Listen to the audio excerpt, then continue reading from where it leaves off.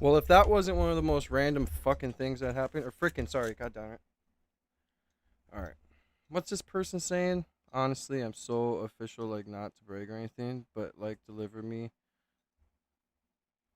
I swear to God on everything. I swear to God on everything. I love him and tell you exactly what room you're. What? Files, paperwork, and the source numbers, social securities, and everything. Bro, you're just being banned right away. I think you have. I think you literally just set the record on the person to like the fastest person to be banned on the channel. Like, oh my lord. How awesome was that? All right, hold on one second, guys. We are going to go to channel, content, live, monetization. Turn monetization on. Welcome in, Reginald. Hope you're having a fantastic day, buddy.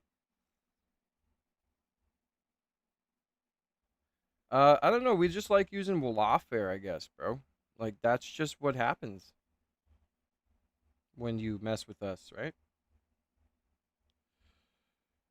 All right, bro. So, make sure you guys double tap that screen, show some love and support. Kash Patel's girlfriend is apparently going crazy. The country music singer sensation. Going crazy.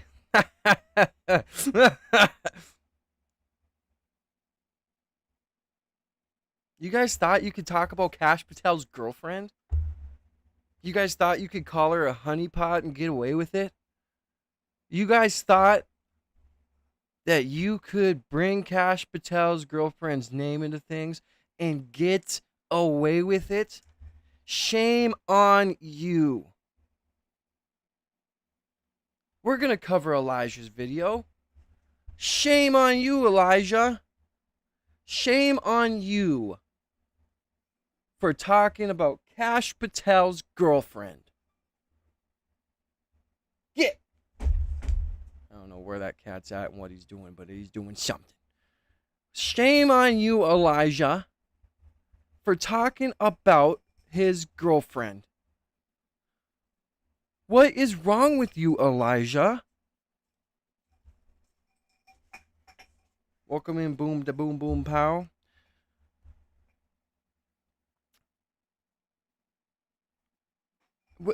What's wrong with you thinking you can bring up Kash Patel's girlfriend? You thought you could get away with it. You silly, silly guy. You thought you could talk about Kash Patel's woman and call her a honeypot and think you were going to get away with it?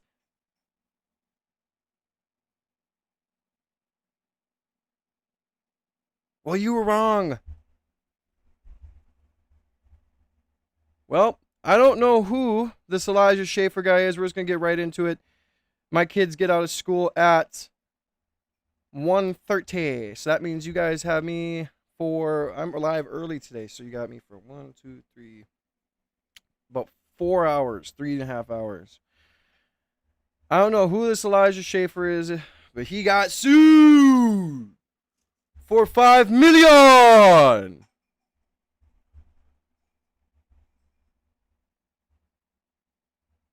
Double tap that screen, guys. Show some love and support. We are on the road to 10,000 subscribers. You thought you could sue us? No, I'm kidding. You thought you could talk about Kash Patel's girlfriend. You're wrong, bro. Talk about me all you want, but my girlfriend, off limits. Not even his wife, okay? They haven't even known each other for like 2 years. And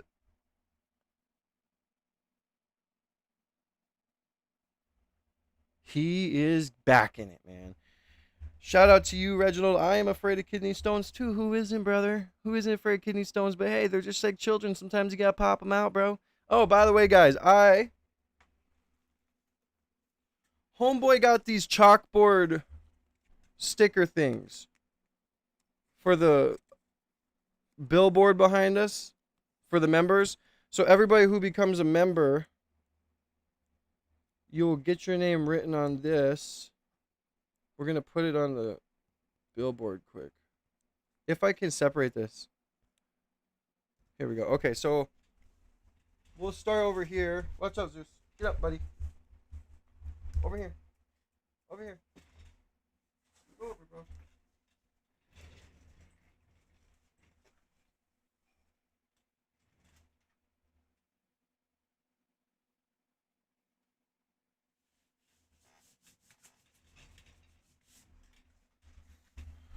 All right, so that's down. We're going to write, with this, we'll write the membership's names down. We are going to wait until Patriot gets in here so he can see me write it down. But now listen to me, guys. Okay? This is very serious business. You thought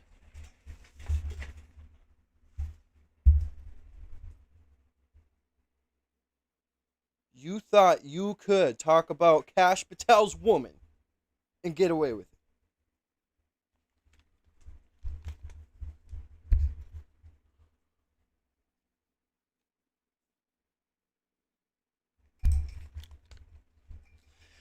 Well, I think that you were crazy thinking you could do that.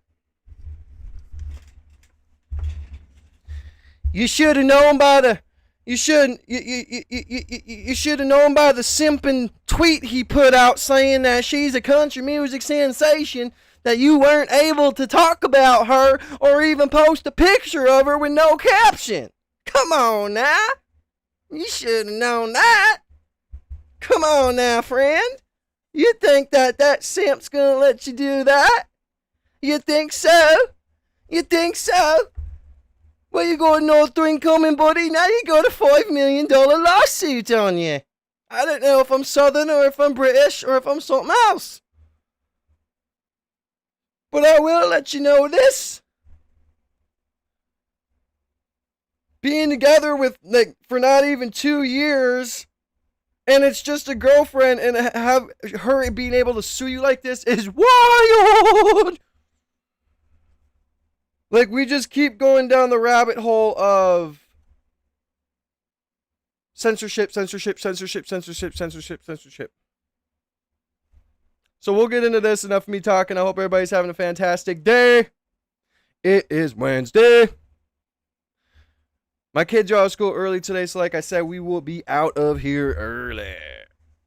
So make sure you send your super chats through and you show some love as soon as possible. Get your name written on a donor wall. If you want to get your name on the billboard behind me, all you got to do is become a member. $4.99 a month is a See Me Now Soldier. $9.90 a month is a See Me Now General. Right now I have 3 generals. Excuse me. And 9 soldiers. So God bless everybody. Let's get into this. News that I was being sued for $5 million. What? Over the weekend. $5 million? I received concerning news that I was being... Bro, if I get sued for talking about this, it's going to be rough, homie. Kash Patel, don't do it, bro. I'm just a poor man from North Dakota.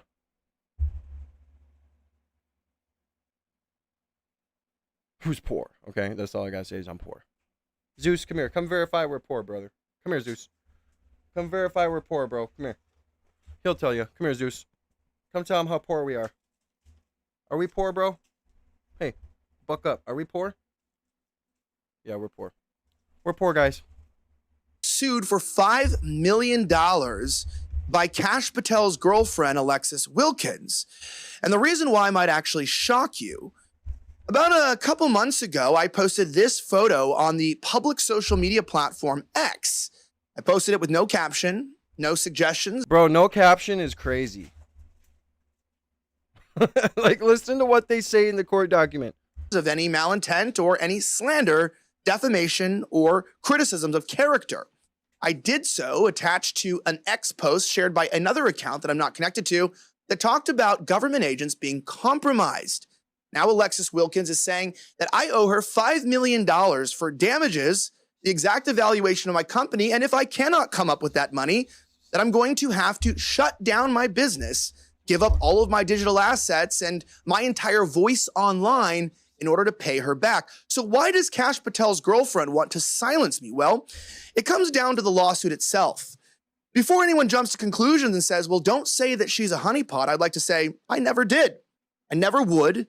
I never felt like suggesting that, never even suggested that in my own head, So why am I being sued for something I never did? To give proof of that, in section 14 of the lawsuit, it states, while the defendant may not have included any caption to spell out the meaning of his post, he didn't have to. Well, damn.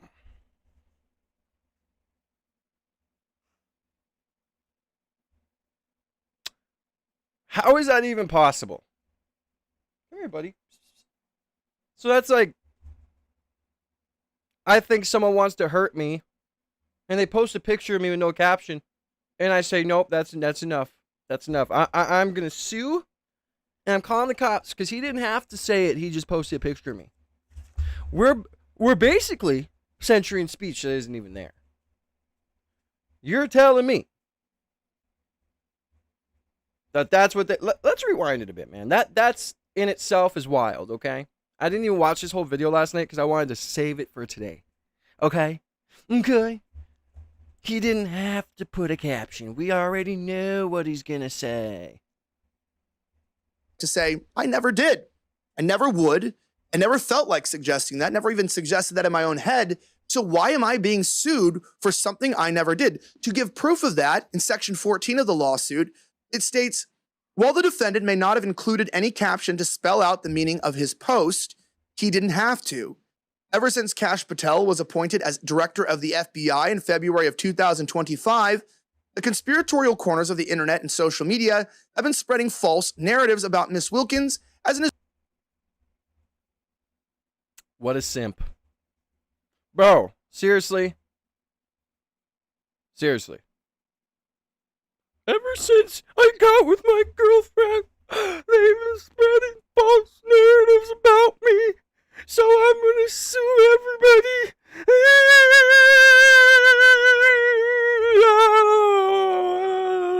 I'm assuming that's how he cries. Come on, guys. After that simp post, you guys should have known you shouldn't even post a picture of his woman. I mean, holy fuck, bro. Israeli Mossad agent, spy, or quote, honeypot, who is only in the relationship with Kash Patel to spy on and manipulate the United States government. Defendant's wordless reply, it goes on to say. So to clarify, before we go any further, if you post a public photo of a government official... Bro, is my chat working? Can you guys spam ones if the chat's working? Let me know, because I don't see the chat moving. Usually it's moving pretty quick. So can someone put...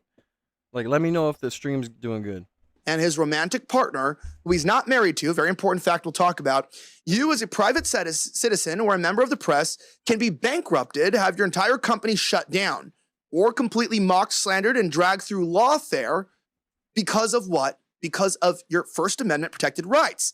Now, I believe that this lawsuit is not only an attack on our First Amendment and our constitutional rights given to us by God, but I believe this is also a violation of SLAPP ordinances.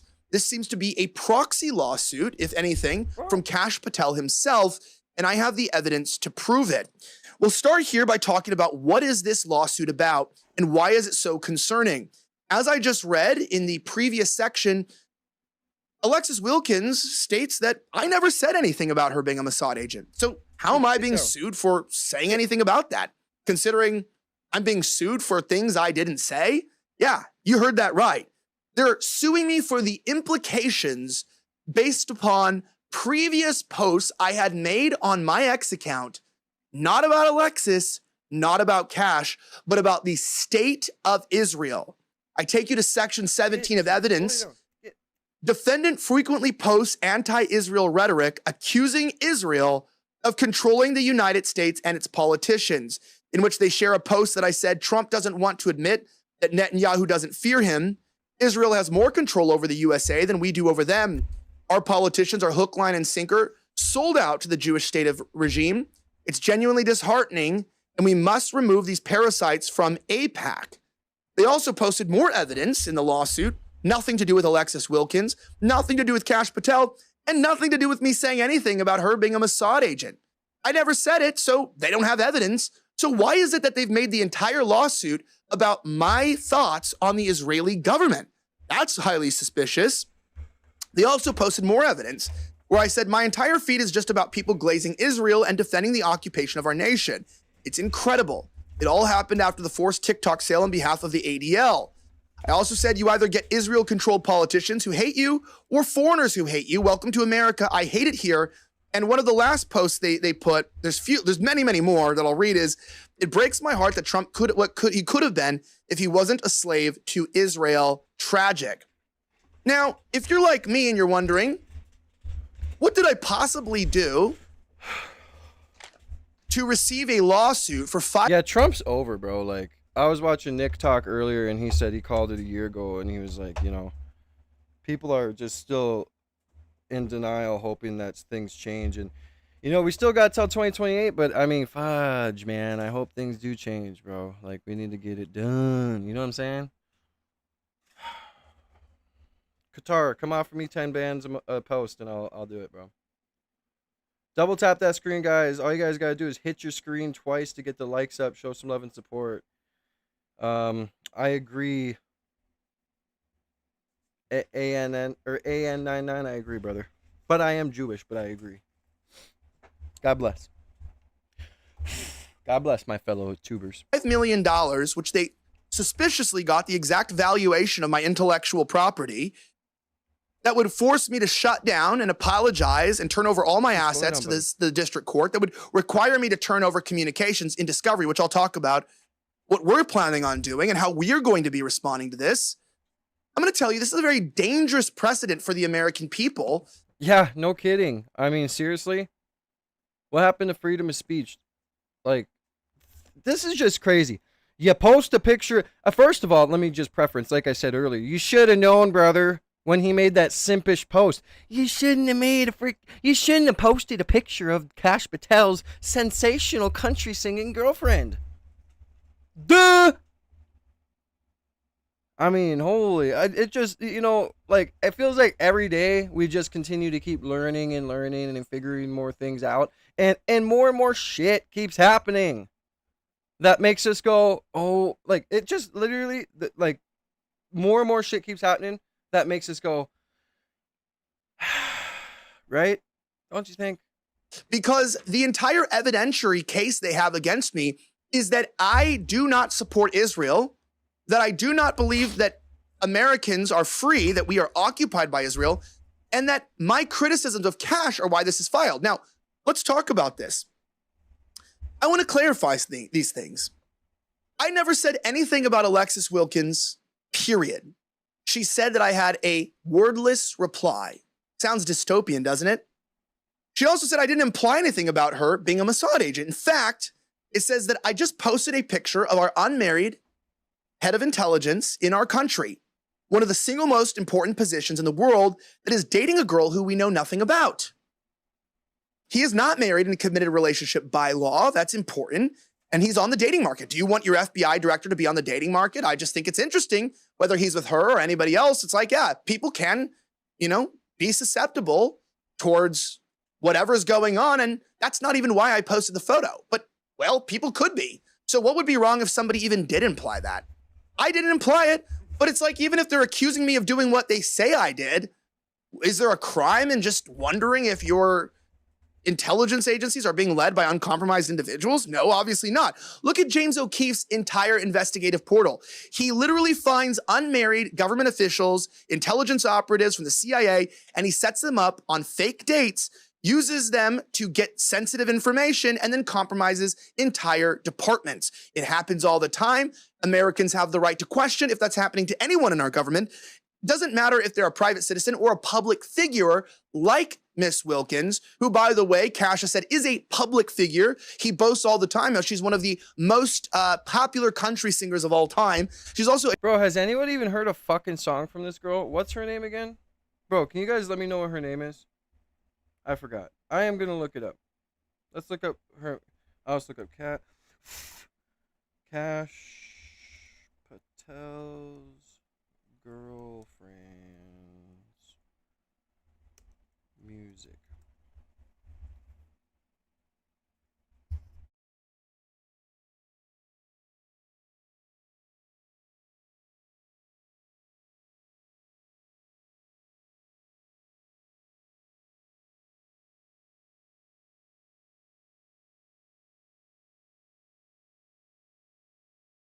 Oh my god, I heard 2 seconds of her voice and my brain was about to go to fucking mush, guys. That's what he thinks is a sensation? Bro, she couldn't even sing the national anthem correctly. Guys, double tap that screen, guys. Get the likes up. Show some love and support. This is why I smoke cigarettes. Okay? For this reason. Kash Patel, why did you post that simp tweet, bro? Yeah, like this guy said, Adam, she's a bimbo. I had to look her up too. Yeah, she is a bimbo. I mean, she sounds terrible. Let me give it another chance. What's her name again? Alexis Wilkins. Okay, let's look it up again. Alexis Wilkins. Okay. Let's listen to something. Give me 2 seconds. 2 years ago, 100K views. The song's called Grit.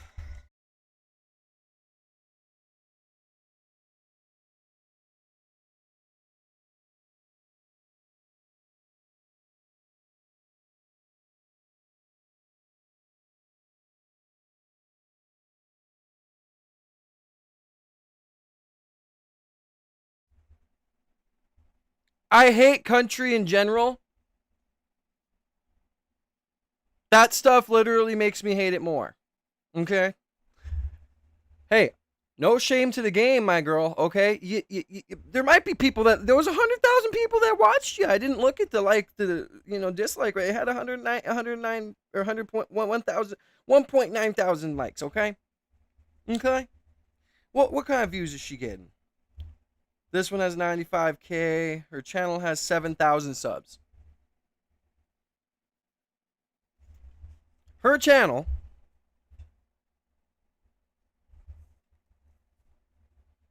has 7,000 subs. Now, Kash, don't sue me for showing them your girlfriend's channel. Hey, this is free promotion. 7,000. Okay.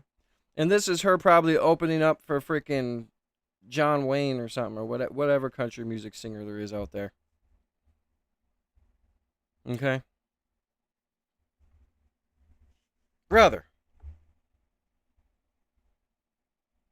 if she leaves you, you're going to look like a fool. Like all these other guys do when they simp for a woman. They're not married yet. You guys have no substance together. You haven't been together for a long time. But these days, people think that a year and a half's a long time. Okay? My longest relationship was like 6 years. And that's who my baby mama is. That's who I had my kids with. Got engaged. Damn near got married. Okay? And I'm glad I didn't. Now, you guys also can think, well, if she's at the point where she's at, how'd she get there? Obviously, probably knowing him. And obviously, maybe, having a little bit of connections. Because you don't go from having 7,000 subs and getting 80,000, 100,000. Her highest viewed video is 120,000. 103,000.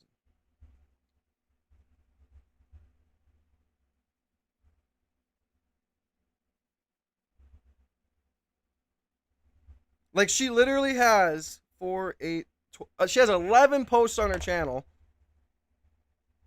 And the production on all of her videos is insanely good. She's a failed industry plant, bro. I'm sorry. Don't get mad at me. Let's check her production team. Okay, I'll look it up. I mean, she obviously looks like a failed industry plant. Oh my God. Okay. Alexis Wilkins. Oops.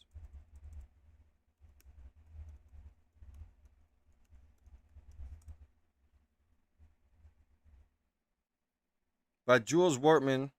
Wortman Works and Anna Evans, PR. For specific.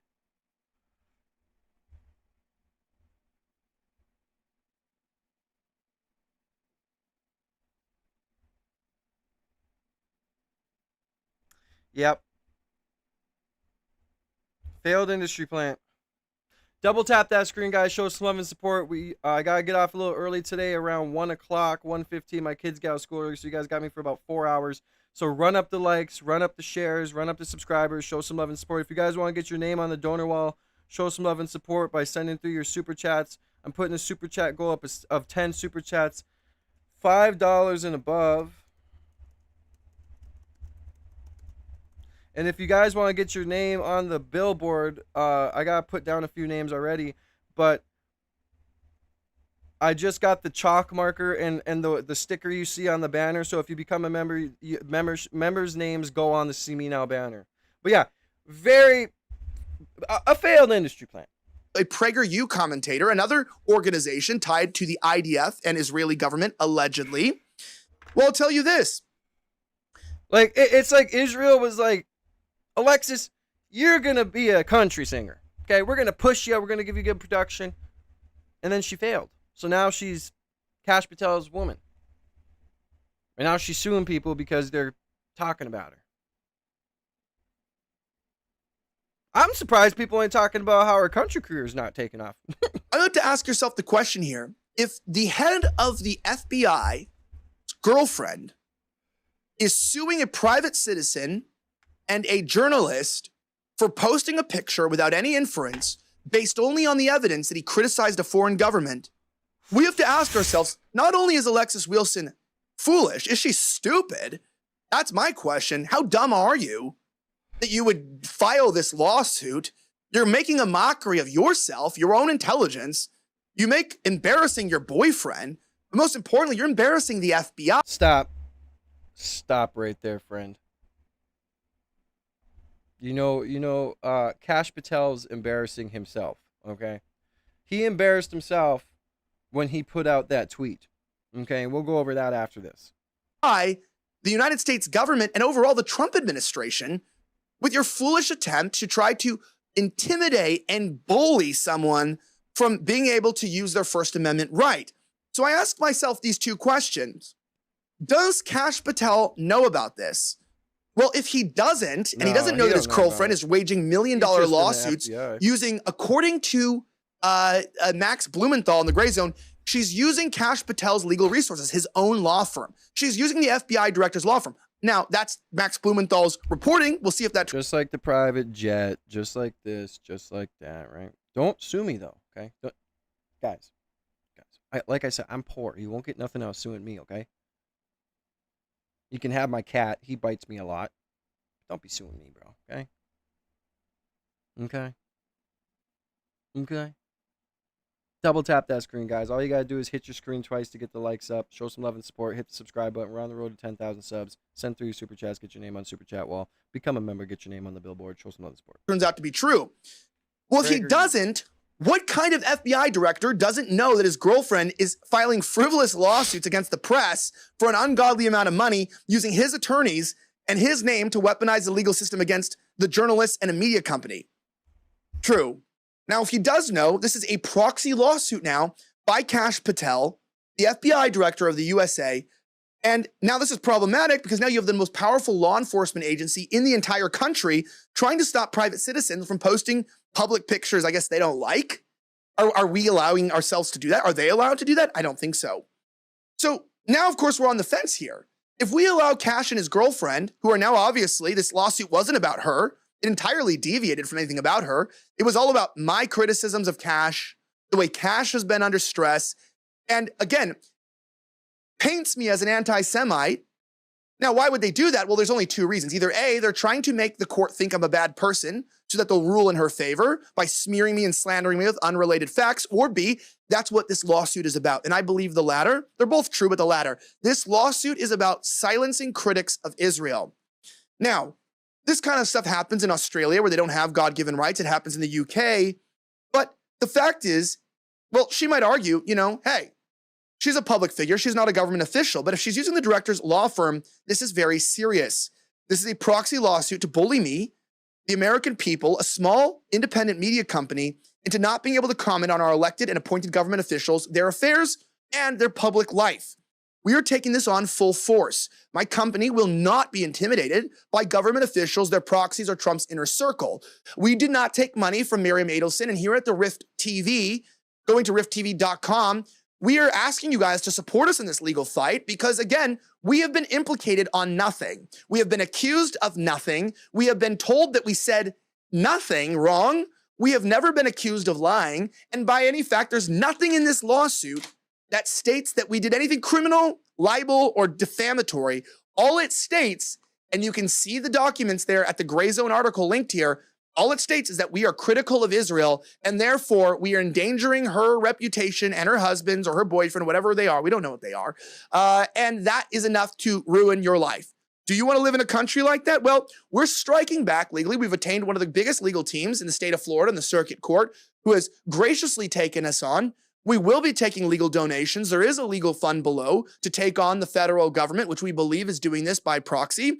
We are filing to dismiss this and pursue further legal discovery. We would like to obtain communications between Kash Patel and his girlfriend to find out if he knew about these lawsuits, to find out if she ever informed him. Yeah, see, that's where they mess up, because you want to play these law games, you want to do all this stuff. Well, now he's gonna look at his face. He's like, yeah, he has the power, bro. Like he's gonna get rights. He's gonna be able to dig in. He's gonna be able to get discovery. He's gonna be able to do this and that. Then if he finds certain things, he's gonna be able to counteract it by suing himself, because he finds out that they're doing it illegally or doing it under nefarious intent, right? Welcome in, Randy. And Adam, I'll check into that. Give me 1 second. Let's finish this video. But it's going to be interesting. I mean, you want to sue the guy because you're such a sensational country music singer, but you don't even have a fucking song that sounds good, let alone over a million views. Right?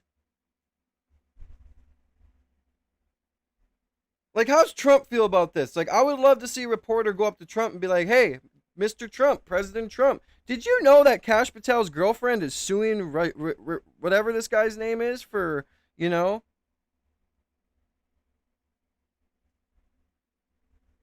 Be interesting. And to go under discovery and under deposition to find out exactly what went on. Now, she's not just asking for a legal lawsuit. She's asking me to go before a jury. That's very important. In a district that's very unfriendly with people who think like me. Calculated? Of course it is. Now, what does this mean for the American people?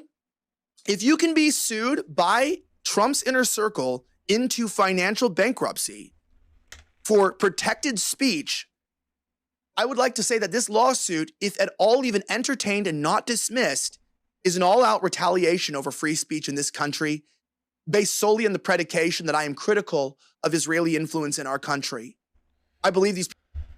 Because you guys have to remember that, like, in law, things set precedent, right? So, like, you can use different cases to refer back to win cases. So if this goes through and they end up getting this guy taken off the air and they win, blah, blah, blah, in future cases, they're going to be able to resort back to the case number, the filings, and resort back to that and refer it to the judge, and future judges could accept other pleas or cases that are like this one. So this is a very big thing going on. I hope you guys realize that. Okay? And the fact that they own judges, the fact that they are able to get people in their pocket makes it a lot worse for people like us if they want to try and silence us. Elijah Schaefer, there it is. They just brought a kid from Texas there for speech on the internet. Yeah, it's getting crazy. Like, I seen a video of a guy, he opened his door, there was 2 police officers outside his door, and the police officers were saying, well, we're just here. The guy was like, what do you need? And the officers were there, and they're like, well, we just are here to have a discussion with you over comments you made on the internet about our Israeli friends, or Israel. And he said, am I under arrest? No. Well, then get the fuck off my property, right? It's crazy. Shout out Starboy, God bless. I hope you guys are having a fantastic day. God bless everybody. Jesus is king. Make sure you guys double tap that screen. We just need 39 more likes to hit 50 likes. I appreciate everybody being in here and showing love and support. I hope everybody's having a good week so far. Hope everybody's having a good Wednesday. Make sure you guys double tap that screen, get those likes up, hit the subscribe button. We're on the road to 10,000 subs. We are this close. And then we're on the road to 100,000. If you guys want to get your name on the donor wall, send through your super chats, $5 and above. Show some love and support. If you want to get your name on the billboard like you see behind me, those few names, become a member. Love you guys. People have overstepped their boundaries as citizens of this country. They've overstepped their legal boundaries as plaintiffs in a lawsuit. And I also believe they have overstepped their boundaries as American representatives and those in such high positions as being romantic partners and directors of the FBI. This is a full-on assault on our First Amendment, And now you might be asking, why me? Why Elijah Schaffer? Well, I'm big enough that they can send a message. You will see this video. But I don't have the bank account of Tucker Carlson, Nick Fuentes, or Candace Owens. I'm just a little guy like you guys trying to make a little bit of a difference, what I can for my 2 beautiful sons, my lovely wife, and the rest of my supporters who care about the truth. Now, all the mentions about my criticisms of the Israeli government in the lawsuit, it's completely irrelevant here. And we're still want to know in discovery why they decided to include that as the entirety of the document. It's all about Israel. And they're mentally probably trying to silence anyone who's critical of their regime. I agree Not with only you. Hey, would I man, like to say I Adam, will not be. Adam, I agree with you 100%. What you just said in the chat, I agree with it 100%. If Israel can have free healthcare and we pay for all that, then we should have it as well. I'm not knocking Israel. I think Israel does it good when it comes to that. Not only that, but they pay mothers to have kids up until the kids are 18. I mean, we should do a lot of what they're like. We should do a lot of what we're paying them to do, right? Retracting any of my criticisms of Israeli occupation of the United States government. We shouldn't have to pay to be healthy and live a full life, right? That we should want our citizens to be healthy and we should want to take care of them, right? But I will continue to criticize our politicians, Kash Patel, and all others who are seeking to undermine our ability to speak freely in this country. Look, you may love Israel and you may hate Israel, and that's irrelevant to me. You may be a Democrat, you may be a Republican. That's not that's important here. If we are not allowed to criticize people, and by the way, I didn't even do that. If we're not even allowed to just openly speak, yo, Quark, how is what he did defamation?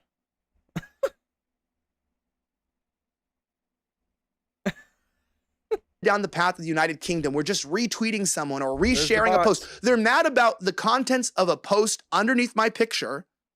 Don't mention her either. They're mad about what he said. And that's not what I said. So now I can be in trouble for something someone else said online? We really want this as a nation? Suing over a photo with no caption is lawfare meant to intimidate me. But bad news for you guys. The American people don't just go away. We don't just let people like Kash Patels in this country step on us. My family was here before the revolution. We are heritage Americans, Mr. Patel. And with all due respect to your position, your girlfriend is embarrassing the administration. And we're not going to let this slide. This is By the way, I don't judge Israel. I'm Jewish. Bipartisan concern that we all hold together, saying, hey, whether you came last week or you came hundreds of years ago with your family, we're all here in this present moment together. And we're not going to allow this type of slap violation that we believe get in the way like they did to Trump during the Russiagate. I don't know who you're going after. I don't know if I'm the intended target, but you're trying to make me be collateral, and I'm not going to take it. You wanted a fight? You got one, Kash. God bless you and your girlfriend. I want to say that God protect you and protect you against smears that you've sought to do against me, as you thought to ruin my reputation, damage my credibility, and bankrupt me. Americans do not take government bullying like this lightly, and neither do I. We aren't ones to back down from government intimidation or overreach. I'll see you guys in court. This is tyranny. That's how I feel. It's just tyranny. It's freedom of speech, guys. Freedom of speech. And yes, if it's defamation, it definitely deserves to be prosecuted. But just posting a picture and then trying to say that he didn't need to put a caption because of previous posts and this and that and a third. I mean, come on, dude.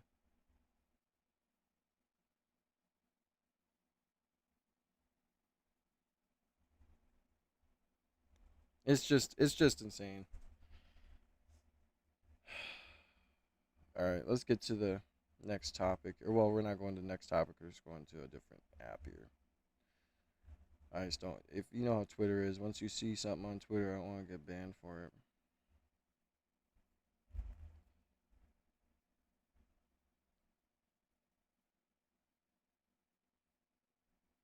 it. You wanna know what's funny? Watch this video.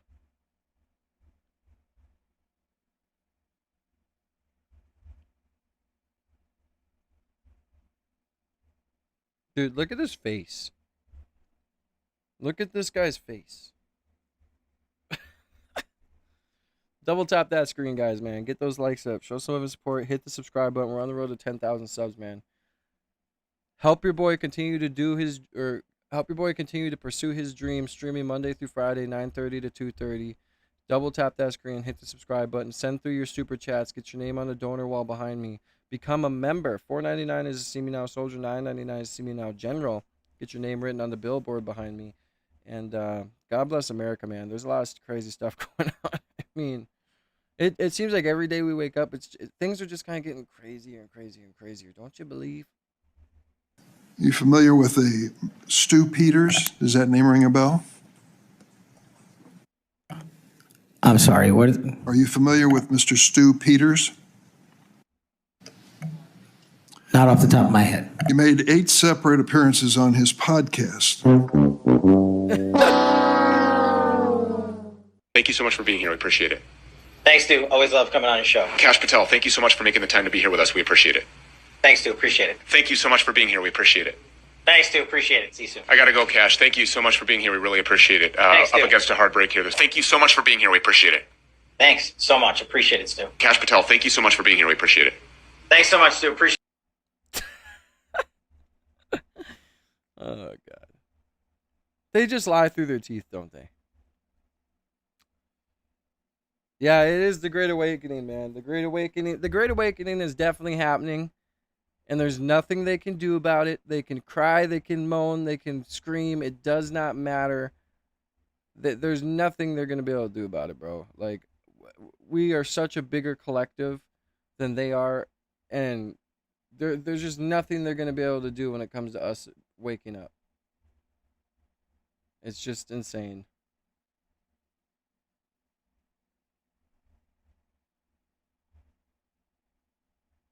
And they should be scared.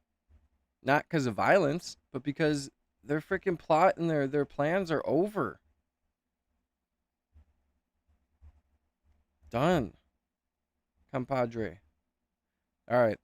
Is FBI Director Kash Patel's girlfriend Israeli spy? Alexis Wilkins speaks out. New York Post.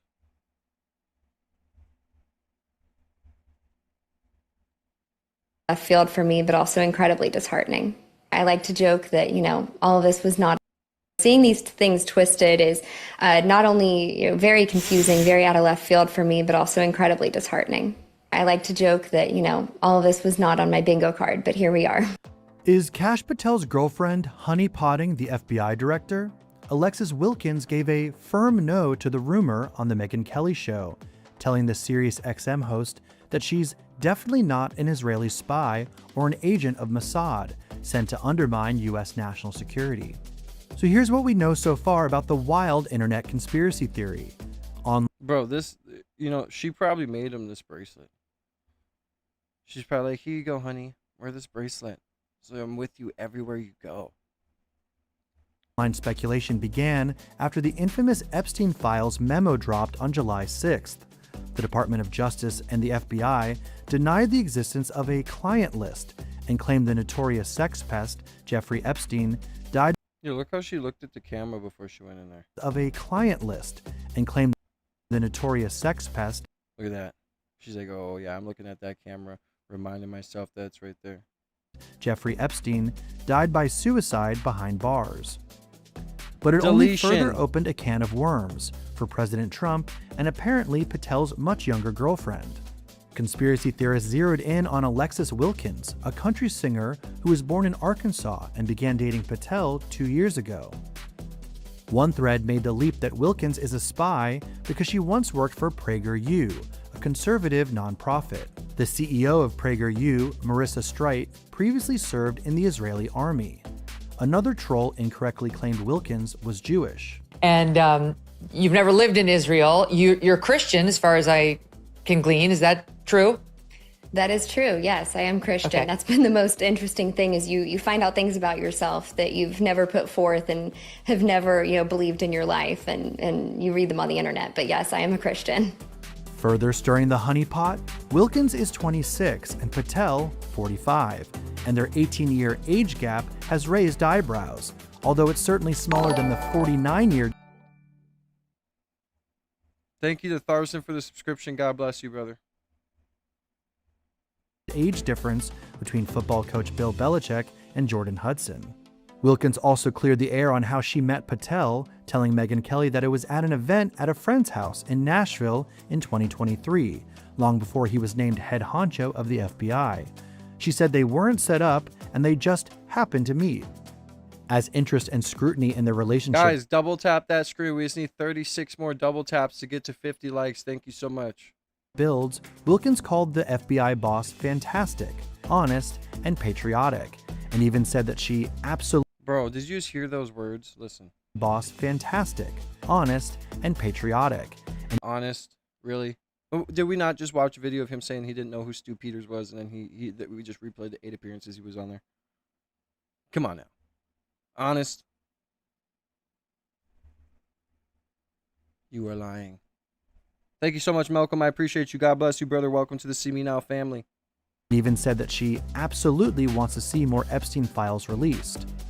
In Yeah, recent but what is it like her business? Like, yeah, she's the FBI director's girlfriend, but it's like, why are people asking her about the Epstein files? Like, she's a sensational country singer that doesn't even have fucking 12 videos on her channel, and she doesn't even have more, like, her highest viewed video is 103,000 views, and there's a couple of them that aren't even songs, and it's like, she's not even like a established country singer. Like, just because you have videos on the internet that are high production does not mean that you're this great country singer. Okay? Like, I can go right now and I swing on a tree and I eat an apple. Like, I can go out there and swing. I can go out there and sing right now and post music videos. And I'm just gonna say I'm a country singer now.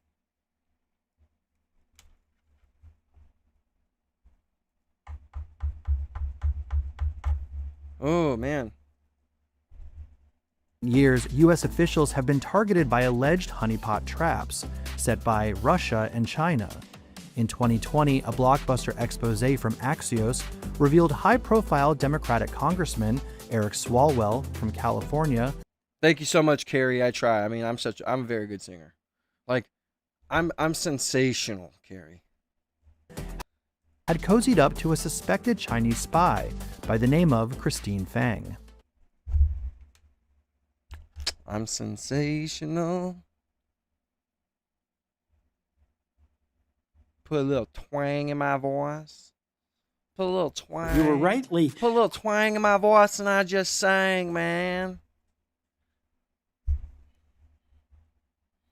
Double tap that screen, guys. 30 more beautiful people need to double tap that screen. Double tap your motherfucking screen and get us to 50 likes. I appreciate you.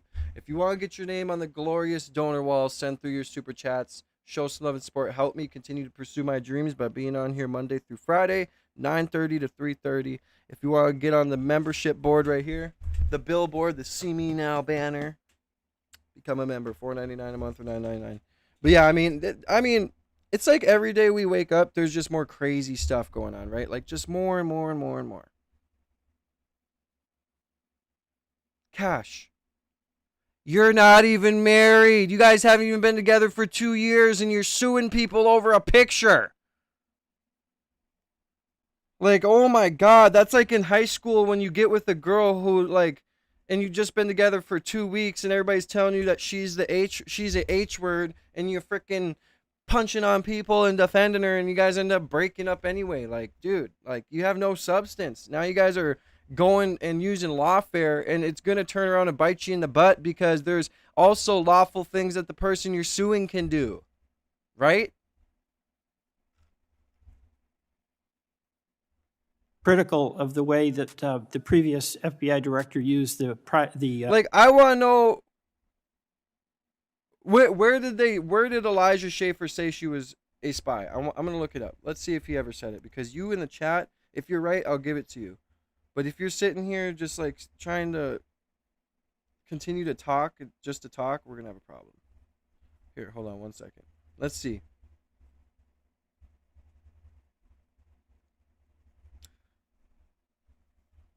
Because there's a difference between saying she is a honeypot and asking, is she a honeypot? The New York Post just said it. Is Kash Patel's girlfriend a honeypot? Alexis Wilkins speaks out. There's a difference in wording, dude.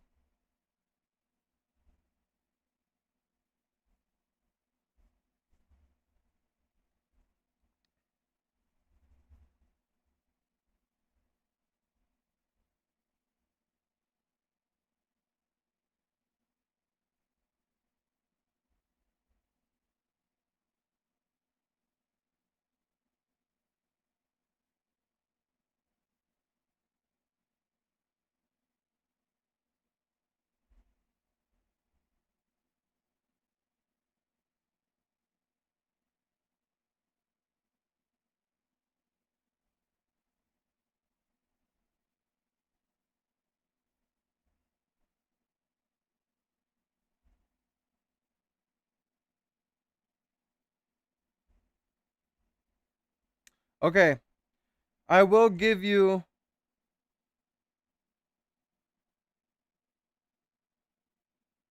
this. When he's posting stuff, he says things like this. She doesn't seem to be a private citizen. She doesn't seem to be like this. But the question is how do you look at the text? Like, how do you look at how he said it? If I say, well, she doesn't seem like a private citizen to me, that's still speculation.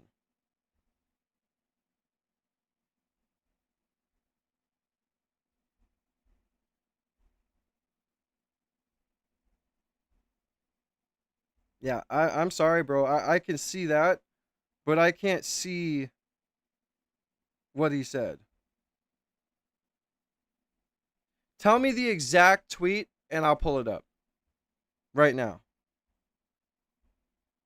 Bro, I'm Jewish, so you can't tell me I'm being anti-Semitic when I'm Jewish, okay? And I'm literally Jewish, and I'm not even being anti-Semitic.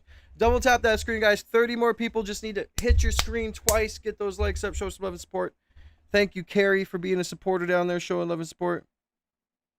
You are doing everything you can to ignore what happened. What are you talking about? I literally just I went and looked it up on my other MacBook, bro. Like,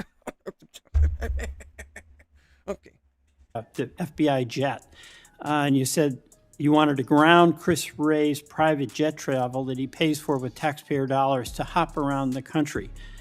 Let me ask you this. You know, on the weekend of, according to flight tracker data, I wouldn't care if people sat there and said, I wonder if See Me Now, or I wonder if Kanye is a pedo. I wonder if this. Bro, you can think whatever you want. I know the truth. Like, that's the First Amendment. I will fight for your right to sit there and think whatever you want. I don't care what you think about me, okay?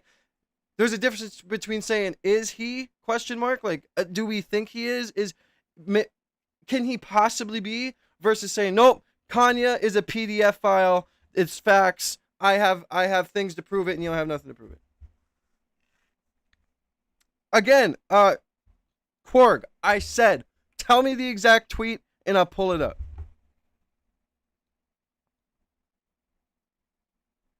Tell me the exact thing he said, and I'll pull it up. I literally just said that, and you keep telling me I'm trying to do everything to ignore it. I literally just told you to tell me the exact fucking tweet, bro. All right, I'm going to go fill my coffee. I love you guys. Watch out, Zeus.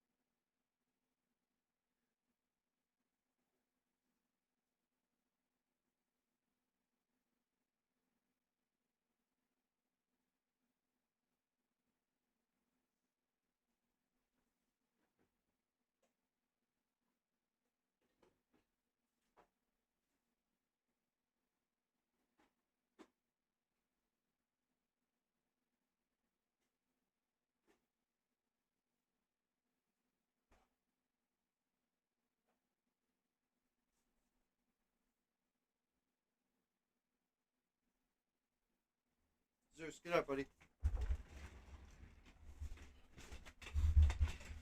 Oh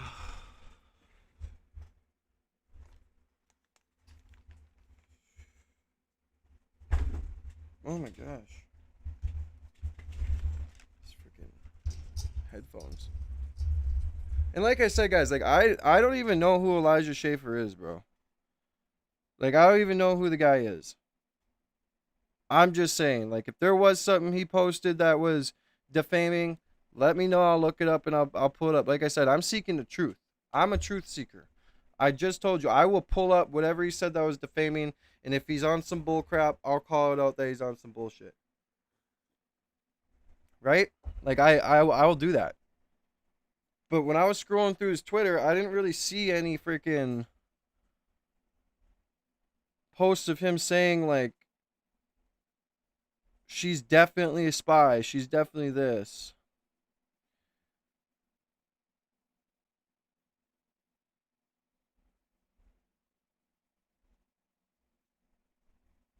I'm trying to scroll really far down here.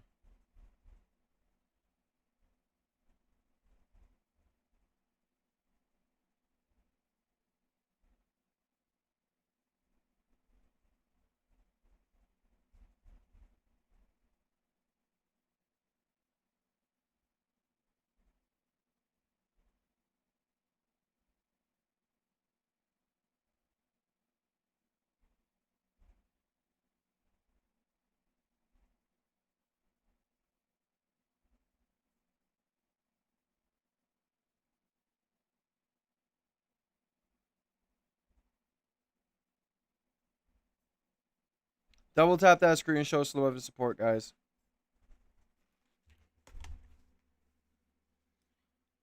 Show some love and support. Double tap that screen. Let's try and hit 100 likes today. If you guys want to get your name on the donor wall, send through your super chat. Send your super chat through. Get your name on donor wall. Become a member. Get your name on the banner. Yeah, no, I looked through his Twitter. Tell me a tweet and send me a link where he said it, and I'll pull it up. But like I said, so far I haven't seen nothing that seems to be defaming. And then, but it's just a sticky situation when it comes to when you're talking about speech. It's just a slippery slope any way you look at it. So, but God bless you guys, man. Jesus is king. I hope everybody's having a good day, man. You guys are the best, man. The best community on YouTube. On the weekend of March 7th, this video is called Kash Patel's Shady Private Jet Flights Spark More Questions Than Answers. Plane flew round trip from D.C.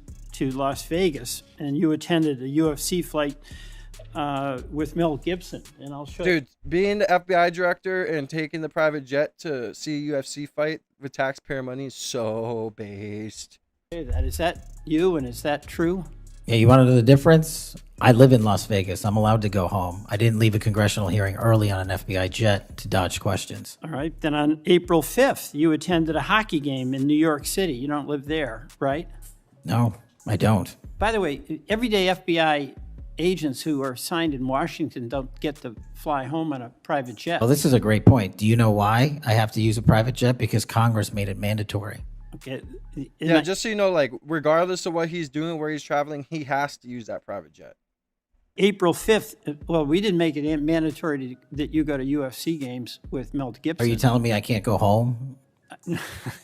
You got to use some judgment here. So when I'm at home, I can't do what I'm doing when I go home. To play devil's advocate, it's not like he took the private jet to the fight. Like, if he lives in Las Vegas, he obviously flew there and then he went to the fight. He's flying home. Everybody else is allowed to go home, Let just me not keep me. going. No, I'm glad you go home. I love to go home. But I don't go home on a private jet. On April 5th... Bro, if he's mandatory, if he has to use that private jet and he flew to Vegas, he lives in Vegas, that's like, he's going home, bro. Like, I get the New York game, but I'm playing devil's advocate. Mandated to do so. You attended a hockey game in New York City with Wayne Gretzky, and Flight Tracker says the FBI jet took you to and from New York City, where you don't live, right? That's correct. And on April 12th, on the following weekend, you attended a UFC fight, a fight in Miami, also on the FBI jet, right? That's correct. You want to find that waste, fraud, and abuse we heard about from Elon Musk to Donald Trump? So what's the cost to the taxpayer for those 3 flights? I pay the commercial equivalent per the regs and the law. And so just so you know, when you are comparing me to prior directors... I asked what the cost was, and you don't know, I take it. Guys, double tap that screen, show some love and support. We need 28 more likes to get to 50 likes. We need 78 more likes to get to 100. Double tap your screen, get those likes up, get us in the algorithm, share the stream, subscribe. We're on the road to 10,000 subs. And let alone, put a 1 in the chat if you think Kash Patel cooks. Spam 1s in the chat if you think Kash Patel's cooked. Yeah, and what I've done with the use of the private jet is use Andrews Air Force Base versus Reagan National as what the other directors have done to save the taxpayer dollars. Bottom line here, you flew home to Las Vegas. Because this man's private jet use is a story that one should know. Now look, this is Kash Patel's significant other, Alexis Wilkins, a country singer. Here's a music video she did of how much she loves the president. What a ride we have been on. What a courageous warrior and leader he has been. And the faith and trust he has put in me to lead the FBI is the greatest honor that I'll ever have in my life. And to General Bondi, that sounds pretty freaking cool. Pam, you're my sister, you're my mentor, you're my friend, you're my boss, and the confidence you have placed in me, I will never violate that trust. My beautiful girlfriend Alexis is here. Yes, I agree. She was next to him when he was sworn in by Attorney General Pam Bondi. And here she was on the roster of a Turning Point USA event called the Women's Leadership Summit. One user uncovered more of her past. Yeah, the Daily that's Call. kind of sketchy. Okay. That's sketchy. Like that she gets put on TPUSA's roster. Because we all know what's going on with TPUSA right now and what's going on allegedly behind the scenes and what's, that makes it even more sketchy. Not going to lie. Caller, PragerU, Town Hall, and a host on Rumble, the conservative adjacent to Twitch. Bro, she was also an ambassador to Turning Point. Now, on her singing, I want you to remember this guy. Hogan is heard on the tape, which was recorded in 2006, talking about his daughter Brooke, who he accused of sleeping with an African American. What? How do we pivot from this to this? I am a racist to a point. But then R.I.P. Hulk Hogan, by the way. It comes to nice people and whatever. Then says, I'd rather, if she was going to I'd rather have her marry an 8-foot tall worth $100 million, like a basketball player. Guess we're all a little racist. Because the late wrestler Hulk Hogan was the founder of this. Before he passed, the Hulk teamed up with Eric Bischoff and Chad Bronstein to create a new wrestling league. The league is called Real American Freestyle, the first unscripted pro wrestling league. No predetermined outcomes, ultimate authenticity. What else could you ask for? Competitors in the league range from NCAA athletes, Olympic wrestling stars, and athletes of all shapes and sizes. And tomorrow night at 7 p.m. Eastern, the league will hold its debut in Cleveland. The event pays tribute to the legendary Hulk Hogan. You can stream it live, all on Fox Nation. As we know, Hulk was a staunch... Okay, are we just done with Kash Patel's girlfriend topic? Like, I'm not trying to be on this. Oh, breaking. Breaking. Never before seen Jeffrey Epstein emails reference Trump. Ooh, we're going to get into it. What is this? MSNBC with the most trusted news source in the world. Conversation to get back to this breaking news we just teased. Just moments ago, the House Oversight Committee released never-before-seen emails from Jeffrey Epstein's estate, which include correspondence between Epstein and his longtime co-conspirator. 71 more likes. We'll be at 100 likes. Thank you guys so much. On sex trafficking charges. Let's now bring in MSNBC Justice and Intelligence reporter Ken Delanian, who has been digging through these emails. Ken, what have we learned so far? Good morning, Jonathan. Well, look, the Epstein estate has released some 23,000 emails, and House Democrats have been poring over them, and they found some correspondence directly mentioning Donald Trump by name. They've released 3 of these emails, and they're quite interesting. The first one was between Ghislaine Maxwell and Jeffrey Epstein back in 2011. Dude, if Ghislaine Maxwell gets pardoned, that would be like ridiculously crazy. Where Epstein wrote that Donald Trump spent hours at my house with an unnamed victim of sex trafficking, whose name is redacted in the email. And Epstein referred to Trump as the dog that hasn't barked. And then in a separate email years later with author Michael Wolff in 2019, Epstein said explicitly that Donald Trump, quote, knew about the girls as he asked Ghislaine to stop. And then the Democrats cite another email with Wolff in 2015 where Epstein and Wolff are discussing if they can craft an answer for an upcoming Donald Trump interview. And Wolff sort of suggests that Epstein has leverage over Donald Trump, saying if he says he hasn't been on the plane or to the House, then that gives you valuable PR and political currency. Now, look, Jeffrey Epstein it was a manipulative monster, and so you really can't take anything he says to the bank here.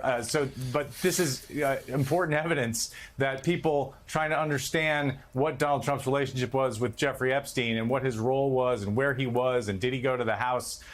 This is important evidence that fills in some blanks on that picture. The Democrats believe there are more to come from these emails that have been released by the Epstein estate, John. And we should note our friend Joyce Vance notes on Twitter just now, because she's also pouring through these emails, that one of them dates from 2011 when Epstein would have had really little incentive to lie, and it's well before Trump's political career, of course. So this is, Ken, the story that Donald Trump just wants to go away. And he's done a pretty good job, I guess, of telling MAGA influencers, hey, stop talking about this. He kind of quelled that rebellion that we saw over the summer. There's a real belief that Speaker Johnson sent the House home when he did, in part to not talk about Epstein and not swear in that Arizona Congresswoman-elect who is going to provide the decisive vote. So a couple of things here. I know you're still going through the emails, but this is, and we expect Johnson to do that swearing in later today. There's going to be more to come, right? And we should note Trump has long since challenged the credibility of Michael Wolff on other matters, but we'll see. He's getting these emails from Epstein, too. What else should we expect, not just potentially from these emails, but from what new material may still be coming? Well, look, I mean, there's got to be more information that sheds light on Donald Trump's longtime relationship with Jeffrey Epstein. Whether it's incriminating to Donald Trump remains to be seen, but it's got to be there in those emails and elsewhere in the files. And in fact, we know that Trump was told that his name was in the quote-unquote Epstein files, the unreleased information from the Justice Department. Again, we've always been told that there's nothing in that material that incriminates others to the point where they should have been charged. That's what investigators have always said, long before this became an issue of controversy. But you're absolutely right. As a political matter, it's just so interesting because the MAGA world has long believed that there's a conspiracy to cover up what happened with Jeffrey Epstein. Well, now the people who have control of the material is the Trump administration. And so, but yet the MAGA folks have not turned their fire on Donald Trump personally. They've been very mad at Pam Bondi and Kash Patel, the FBI director, for what they consider inaction and not releasing these files. And so far, the Justice Department's position is we're not releasing anything more. But this, as you said, this is a live political issue. The interesting question is going to be, do these emails or does other information cause anyone in the MAGA movement to start turning their attention to Donald Trump and asking him what he's hiding and whether more information should be released, Jonathan? MSNBC Justice and Intelligence reporter Ken Delaney. And Ken, thank you as always. John Heilman. Yeah, so with the Jeffrey Epstein files, bro, just release them. Just freaking release them, dude. Like, at the end of the day, listen.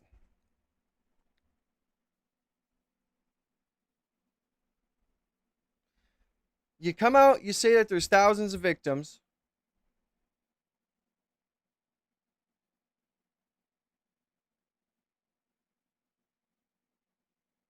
Then you come out and you say that there's nothing.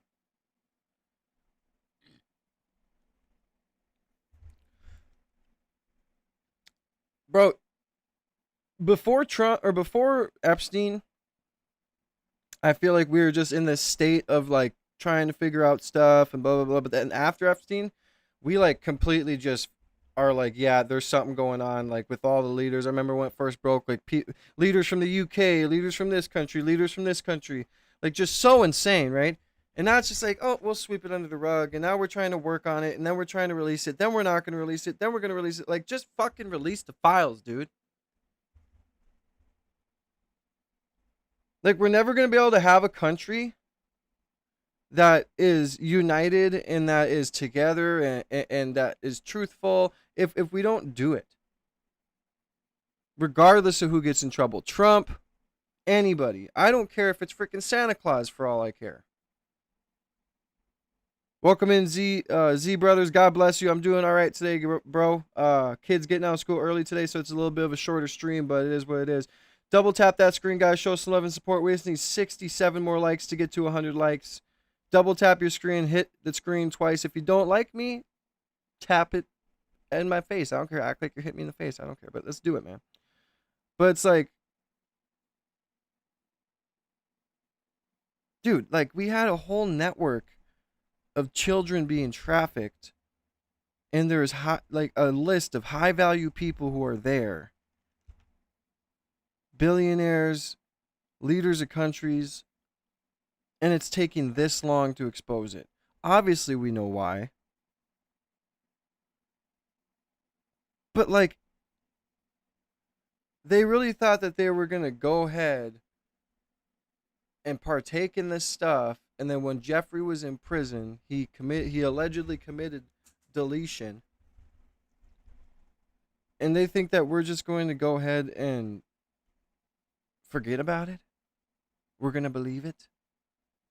Like, oh, like Trump said, you're still talking about Jeffrey Epstein? Who's still talking about that guy?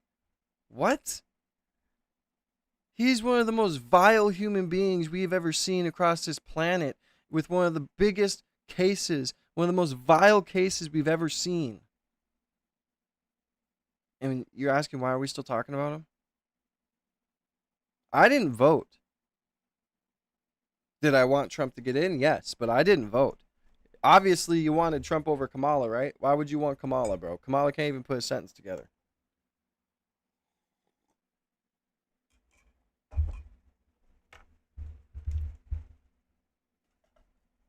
This is why I say to all the people who are still thinking that MAGA is alive,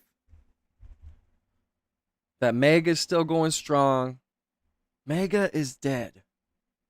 MAGA is gone. And this is what we need to start doing. We need to start getting with like-minded people who want the truth, who are patriots. We need to start speaking the old code, being patriotic with each other, living by our own codes and morals. We need to start building our small communities, because guess what, guys? They're taking over, allegedly. Like, this is all just a figment of my imagination.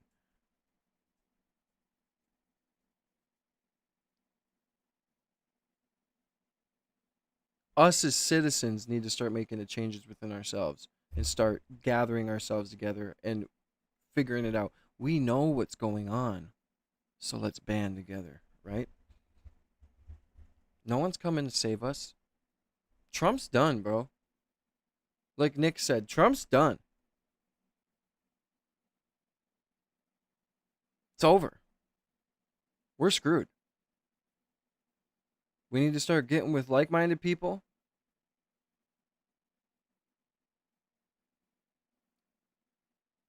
We need to start teaching our kids the right things.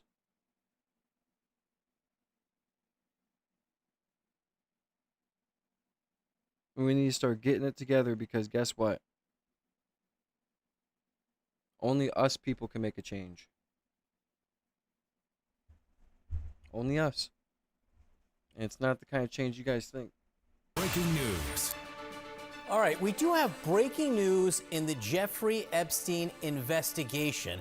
Democrats on the House Oversight Committee, minutes ago, literally, releasing emails that they say were written by Jeffrey Epstein that explicitly... Dude, they're all crap. I see you guys in the chat. All the politicians are bad. Like, at this point, allegedly, I'm going to say this. Like, it's just done. Like, the facade of us electing people who fight for us and do what's right for us and do it for the people, it's over.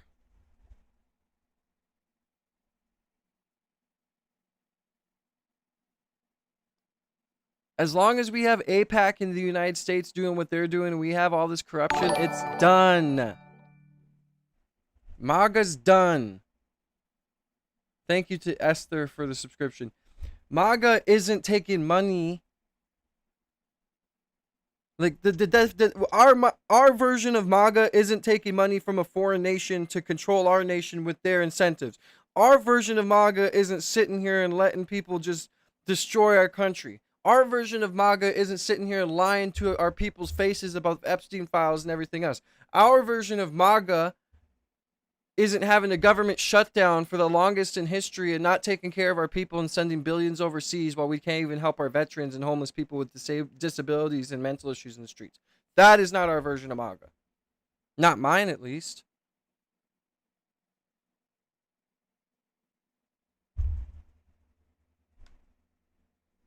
specifically mentioned Donald Trump by name and in context that we really haven't heard before. Let's get right to Caitlin Collins, who's got this reporting. Caitlin, what are you learning? Yeah, John, these are emails that show Jeffrey Epstein mentioning Donald Trump by name multiple times in private correspondence that he had with people, including Ghislaine Maxwell, obviously his longtime associate and accomplice, and also the author Michael Wolff, in a time span of about the last 15 years or so in these emails. Now, these are coming out from the House Oversight Committee. They had issued a bipartisan subpoena to Jeffrey Epstein's estate, John, as you know, earlier this year. And so they've gotten their hands on a trove of documents. And these are emails that included Jeffrey Epstein on them. They were sent either to him or from him that mentioned Donald Trump before he was in office and also while he was in office during his first term. And I want to walk you through these emails of what exactly we are reading in Jeffrey Epstein's own words in these emails that have been released by the House Oversight Committee. And in one of them, Jeffrey Epstein says, and I should note, Trump did not send or receive any of these messages. He's not a party to these emails, John, but these are emails from Jeffrey Epstein to Ghislaine Maxwell. This is one from April 2nd, 2011. And in this email, Jeffrey Epstein writes to Ghislaine Maxwell and says, quote, "I want you to realize that the dog that hasn't barked is Trump. There's a name that's redacted, which the House Oversight Committee has said is a victim of Jeffrey Epstein's. Obviously, we have not been able to independently confirm that because her name is redacted from this email. But they say redacted spent hours at my house with him. He has never once been mentioned, police chief, etc. I'm 75% there." Ghislaine Maxwell responds to that email, John, and says, quote, "I have been thinking about that." Now, there's no context for that message in this release of what we're getting. Obviously, this was a time span, and this was about 3 years after Jeffrey Epstein had accepted what is now known as that sweetheart deal that only got him a few months in prison, and something that came under a ton of scrutiny during Donald Trump's first term in office because of his then Labor Secretary, Alex Acosta, who helped negotiate that plea deal, that sweetheart deal, for Jeffrey Epstein at the time. And so that's the context of this came about 3 years after he had negotiated that plea deal, John. And there's also other emails that have been released by the committee this morning, including between Jeffrey Epstein and Michael Wolff. People will remember Michael Wolff, of course, the author who wrote a book on the inner workings of Trump's West Wing back in 2018 during his first term. He is someone who has talked at length about his own correspondence with Jeffrey Epstein, published audio recordings of those conversations between the two of them. And in another email, and this seems to be a reference to Donald Trump saying that he kicked Jeffrey Epstein out of his Mar-a-Lago club. And Jeffrey Epstein writes to... And guys, remember, allegedly Jeffrey Epstein and Donald Trump were real estate partners. Like, they went in on real estate together and stuff like that. And allegedly Trump swooped in under a deal under Jeffrey Epstein's nose and took it. And then Jeffrey Epstein allegedly threatened to blackmail Trump because of the deal that he stole, right? So they were very, very, very much partners at some point. So I don't know. At this point, our country and the world is like the gift that keeps on giving. Like, more and more corruption comes out day by day. And at this point, it's like we're used to it and we're just like trying to figure it out. But it's like just continues to come out. And it's like, I don't know what they expect. You think that if they wanted to rule the world and control us and do all this stuff, they'd do a better job at it? Like, you know what I'm saying? Like, you think they'd do a bit better job at controlling stuff and covering it all up and, you know. I don't know. Double tap that screen, man. 60 more likes to get to 100 likes. Hit the subscribe button. We're on the road to 10,000 subscribers. Then it's 100. We're trying to get that silver play button. Make sure you guys hit this super chat button. Send through your super chats. I got a super chat goal of 5 or 10 super chats, $5 and above. Get your name written in the donor room on the walls. And it's easier for me to see your chats. The chat moves a little bit too quick. And as I'm watching the videos, it's hard for me to pay attention. So send your super chats through. Get any question answered along with just showing love. Help me continue to pursue this dream. And oh, a cop just drove by. Anyway, and make the studio better and continue to grow. Get your name written down on the donor wall behind me. We are filling up the wall, so I'm going to have to start writing the names a bit smaller. I wrote them big at first so you guys can see them behind me and see your name behind me, but I'm going to have to start writing them smaller because I am going to have to move on to different walls. If you guys want to get on The banner, become a member, $4.99 a month is a See Me Now Soldier, $9.99 a month is a See Me Now General. They need to see us now, so become a part of the army and get your name on the banner. I love you guys. Thank you for being the best community on YouTube. You guys are what motivate me every single day to continue to go. And let's continue. To Michael Wolff and says, quote, Trump said he asked me to resign. And he adds, John, never a member ever. Of course, he knew about the girls as he asked Ghislaine to stop.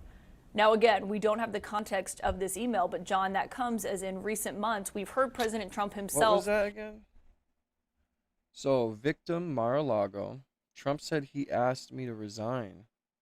Never a member ever. Of course he knew about the girls. He asked Ghislaine to stop. Huh. Context of this email, but John, that comes as in recent months, we've heard President Trump himself and the White House say that Jeffrey Epstein was kicked out of Mar-a-Lago for being a creep, and Trump himself told reporters on Air Force One that he was trying to poach women, he and Ghislaine Maxwell, from the Mar-a-Lago spa, and that was why they had such a falling out and why he ultimately asked Jeffrey Epstein to leave the Mar-a-Lago club. Now, there's also a third email in here, John, and this is, again, in regards to Jeffrey Epstein and Michael Wolff. And Michael Wolff emails Jeffrey Epstein, and this is back in December 15th, 2015, so the height of the 2016 campaign, just to put that in perspective for you. And it was the day of a CNN Republican primary debate. And Michael Wolff says, quote, I hear that CNN is planning to ask Trump tonight about his relationship with you, either on air or in a scrum afterwards. And Epstein wrote, if we were able to craft an answer for him, what do you think it should be? Michael Wolff responded at length, John. I'll summarize it, but he said... So, Michael Wolff to Jeffrey Epstein, I think you should let him hang himself. If he says he hasn't been on the plane or that to the house, then that gives you a valuable PR and political currency. You can hang him in a way that potentially generates a positive benefit for you. Or, if it really looks like he could win, you could save him generating a debt, of course. It is possible that when he asked, he'll say Jeffrey is a great guy and has gotten a raw deal and is a victim of a political correctness, which is to be outlawed in a Trump regime. So this is back in 2015 when they knew Trump was going to run for president. And they were saying, let him hang himself. We're going to take him out. Dude, cops keep driving by my house. What's going on? Regards to Trump, I think you should let him hang himself. If he says he hasn't been on the plane or to the house, then that gives you a valuable PR and political currency. You can hang him in a way that potentially generates a positive benefit for you, or if it really looks like he could win, you could save him generating a debt. Now, I'll note, John, we looked at the transcript of that CNN debate from December 2015. There's no mention of Jeffrey Epstein in there, and of course, as I mentioned, Donald Trump himself is not a party to these emails. But what this shows is Jeffrey Epstein mentioning Donald Trump by name multiple times at a moment here in Washington when their relationship has come under incredibly intense scrutiny, John. Caitlin, as you mentioned multiple times, we just don't have the context surrounding any of these emails. But that first email you read, the language absolutely jumps out to me. This is April 2nd, 2011. Epstein writes to Ghislaine Maxwell, I want you to realize the dog that hasn't barked is Trump, blank, and blank here is one of the alleged victims of Jeffrey Epstein.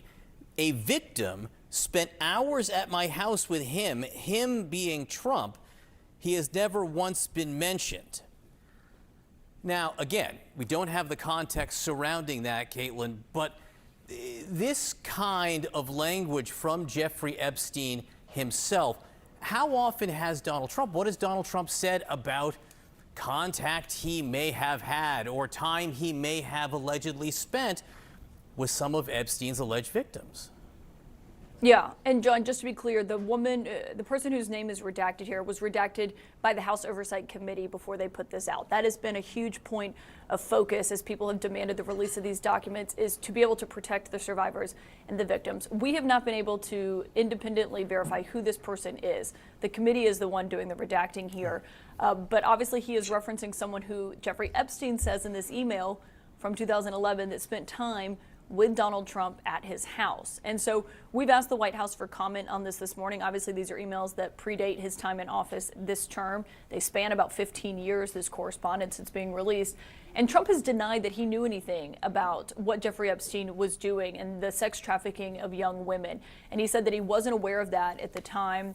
And obviously, Trump himself has not been accused of any wrongdoing. It's very important that we make that clear here, John.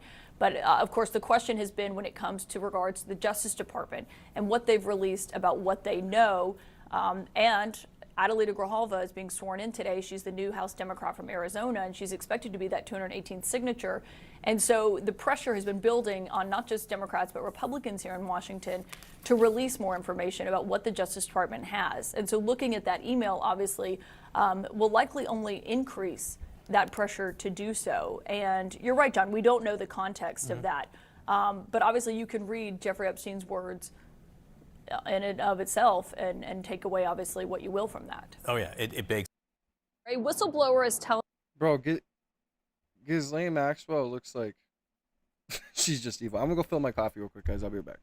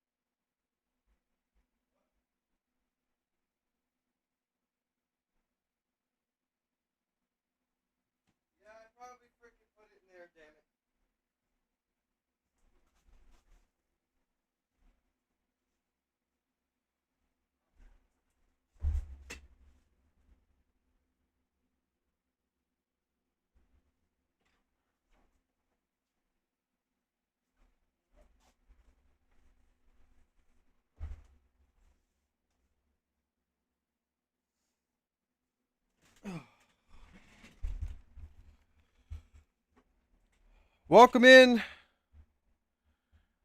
Freighter. By the way, I got to put your name down on the member board. If you guys want to get your name on the donor wall, make sure you guys send through your super chats. $5 and above. I got a 10 super chat goal. Help me out by reaching my super chat goal. $5 and above. Send them through. Hit the like and subscribe button. We're on the road to 10,000 subs. By the way, if you guys want to become a member, $4.99 a month is a See Me Now Soldier. $9.99 a month is a See Me Now General. Freighter. I got to write your name down. I got to remember how to spell it, though. Let me get my phone. Hold on one second.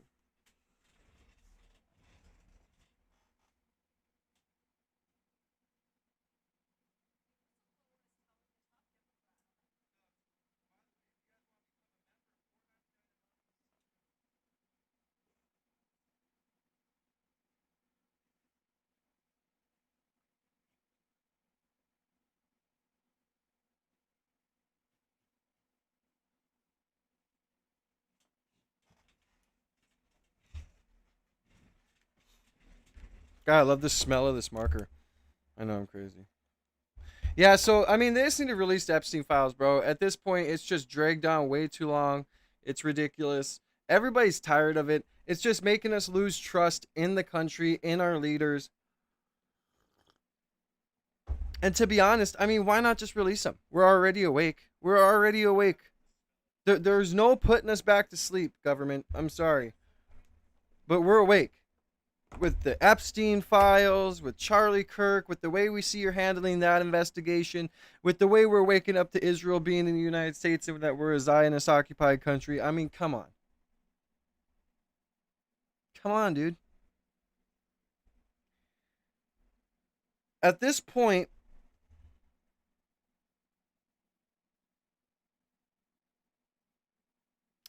for me and my children, I am scared of the next 10 years and what the next 10 years is going to bring.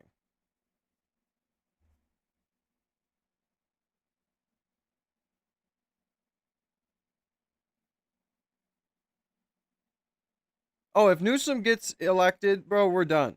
No one vote for Newsom, bro. Newsom is like such a hypocrite and he's so evil, dude. Like, look at California. You want the whole United States to be like that? I'm from North Dakota, and I love the way my state is. My state is, like, so far awesome. Yeah, there's mistakes, but I couldn't imagine living in a place like California. But that's how you grow liberals. That's how you get people to be like you just, I don't know.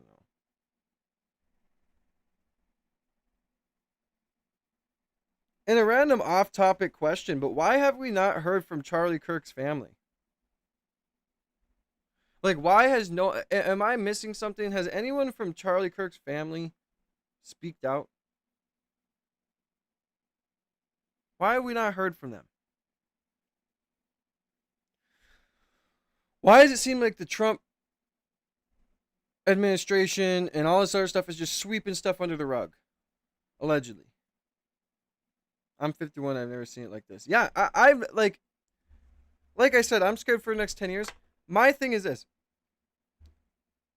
10 years ago to now is like such a change.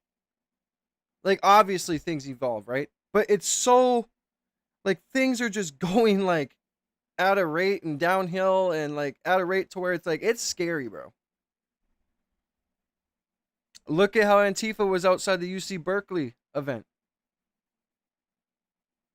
They took a video of all the people inside. Those people had to walk through smoke bombs, flashbangs, fireworks going off and all that stuff, and they still went to the event.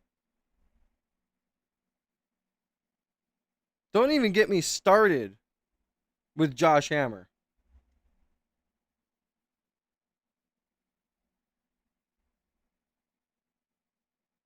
It's scary what's going on, guys.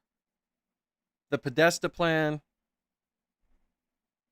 The Democrats grasping for straws because their approval ratings are at an all-time low. Trump's approval ratings are now going down. People are waking up. And they created this. They created the left wing and the right wing, but guess what? It's all in the same bird. But to us citizens, right? Like in the government, the left wing, the right wing, yeah, they're all in the same bird. Like, they're all trash, allegedly, right? But to us citizens,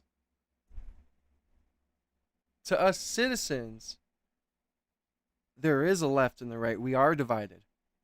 And that's what's scary, is you have the people on the left who are radical, and you have the people on the left who are radical, you have the people on the right who are radical. This is your generation to solve your problems. Yeah, guess what? Your generation caused them. The generations before us, the way they did things, the way they handled things, caused this.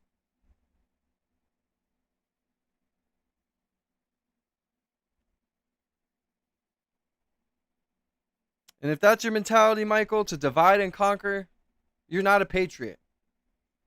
We should not be having the mentality to divide and conquer the United States. Like, what? We're supposed to be patriots. Like, what happened to patriotism? What happened to being proud of your country? And if the leaders are doing a crappy job, fuck the leaders. We're citizens. Let's band together as citizens. Not like Antifa, but like respectful, patriotic people.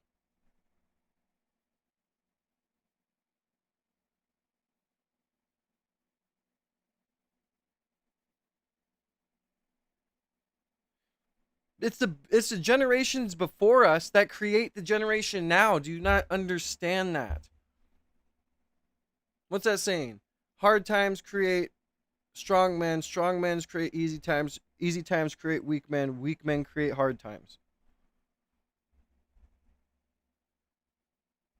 We have a bunch of people in the government who all were partaking in all of this stuff, especially with the Epstein situation,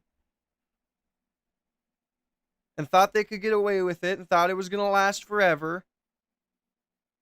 Like, my thing is, like, if they wanted to, like, first of all, SC, I am going first. That's why I have this channel and I'm speaking like this. This is me banding together, trying to get a community of unity and prosperity and strength and patriotism. This is me making that step. Don't you understand that? Pretty obvious, right? You think if they wouldn't want to get caught with all the stuff they were doing, they wouldn't have allowed Epstein to be arrested. I mean, they don't allow Israeli dual citizens to be arrested. This freaking Israeli dual citizen's child struck a cop with a car and got let off.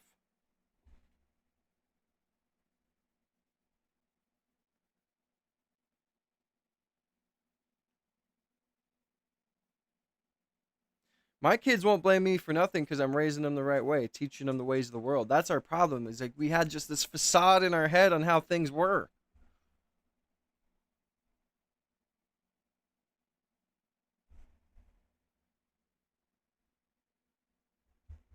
When Rome was falling, they had a circus in the middle and everything was being broken around it, right? That's what's happening here. Here's the circus. Epstein, Charlie Kirk, Gaza. Trump is just disappointing. Like Nick said, Trump was the billionaire, freaking stern, cool guy who was supposed to drain the swamp, supposed to come in here and expose everybody.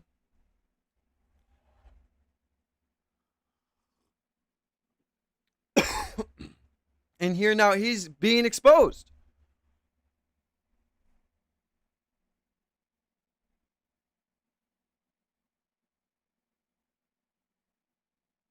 Trump was supposed to change things. In the first administration, COVID happened, then Biden got in, then he ran again, and he said that he was going to change things because he was doing very good in the beginning, and everything got messed up because of Biden. Everybody got behind him because of people like Charlie, because of people like Nick, because of people like Myron.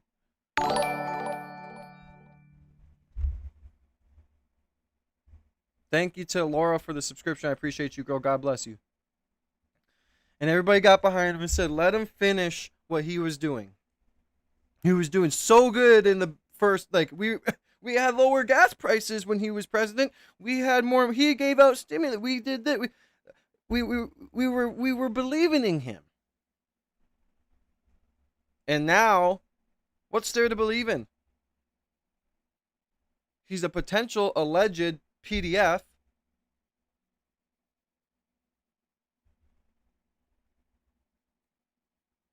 Mr. No New Wars, peace in the Middle East, but wants to do a regime change in Venezuela.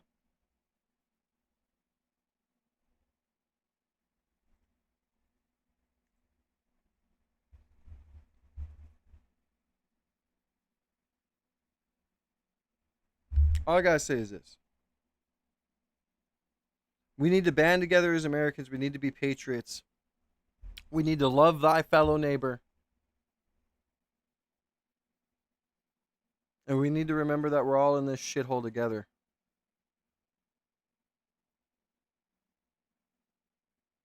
And I'm proud to be American. America is our country. America is this experiment that we had, and we're not perfect, but damn it, we're damn near the best to do it. And people are trying to flush that down the drain. 90s kids, you guys remember how it was growing up? Waking up for Christmas, waking up and going outside and playing until the lights came on. You guys remember that? You guys remember the nostalgic feeling of playing outside with your friends, waking up, peeking in your Christmas presents?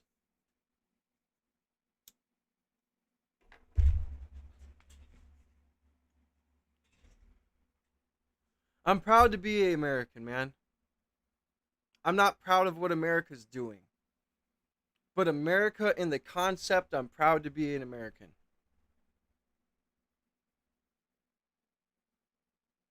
And I remember when I was I'm a 90s kid. I remember waking up. I remember going outside all day with my friends, playing till the lights came on, playing Ding Dong Ditch, playing Ditch 'em, hide and seek everywhere, running around blocks like we owned it. Safe as can be. I remember politics wasn't this huge thing that was corrupt. It's always been corrupt, but it wasn't this huge, like, everybody's talking about it. The kids are, the teenagers are, like, now everybody's waking up.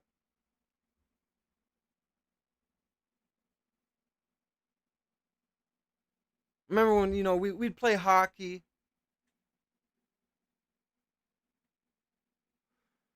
The camaraderie. Traveling to different towns.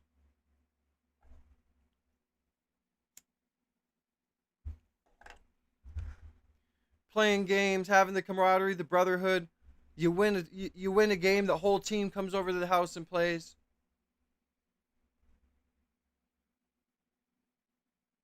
Plays NHL on the PS4, on the Xbox 360.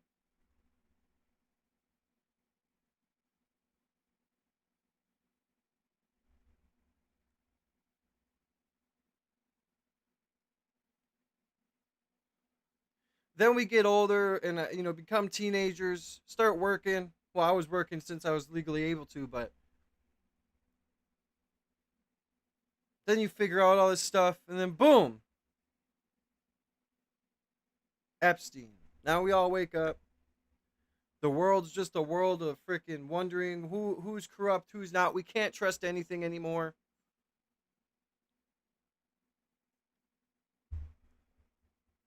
But one thing I can say, government aside, politics aside, is I'm proud to be an American.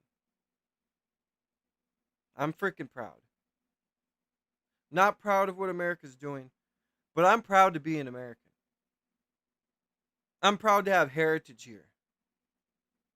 I'm proud to know that we won the Revolutionary War. I'm proud that we came here from where we came from and we created our own thing.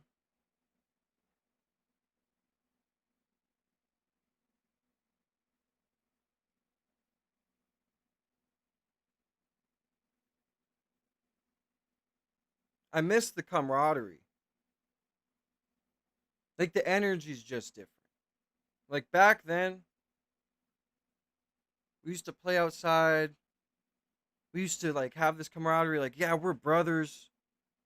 You go out in public, polite to everybody. People polite to you. Yeah, there's some dipshits, but... And now it's just this feeling of, where's America going? Where are we going? What's America going to be in 10 years? What are we going to be?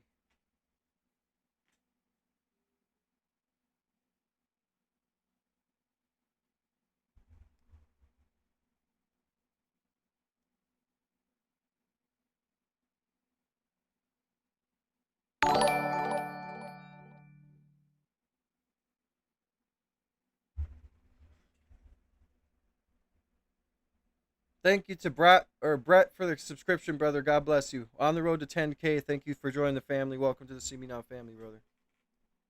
Exactly, Mr. Bees. Or Mr. MB Breeze. Exactly. Going to GameStop. Bro, we used to have a store in my town, right? Where it was called Movie Gallery. And now it's a freaking tire shop. Or no, it's a treatment center.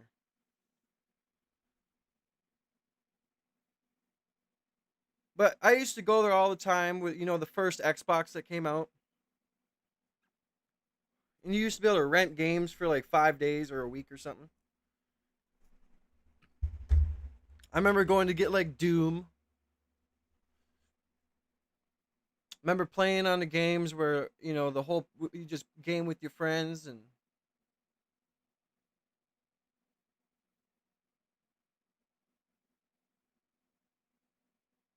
It used to be so great.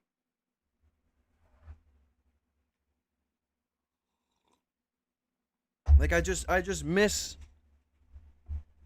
things, Seems, and maybe it's just because I do what I do now. Maybe it's just because I'm a journalist or whatever. I don't know, but I just miss it. I miss the camaraderie. I miss the days. Like I miss the energy of going out and doing things with your friends and not and just like knowing America is this awesome force for good. And then you grow up and you figure out that it wasn't what you were told. Sometimes, I guess the best way to put it is I miss the ignorance. I miss the being naive.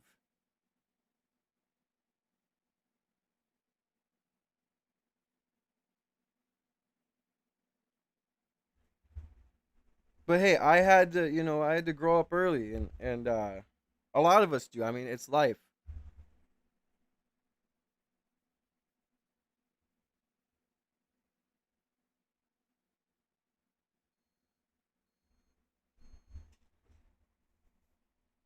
But I love you guys, man. My fellow Americans in here. I used to go to GameStop in the mall with my little cousin, and we would hog the Xbox with Halo on it for hours. And I lived quit across the street, so it was easy. Yeah, like I remember going to Walmart, and they used to have the two TVs on the top with the controllers on the bottom. You used to be able to play. I remember we go there. My mom would shop, and I'd just say, "I'll be in the gaming section," right?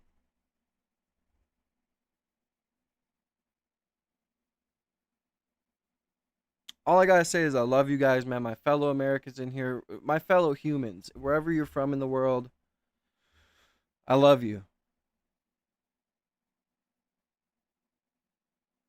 Brother to sister, brother to brother, I love you. And this world needs more of this. And it needs more unity and it needs less negativity. I don't care about the bullshit.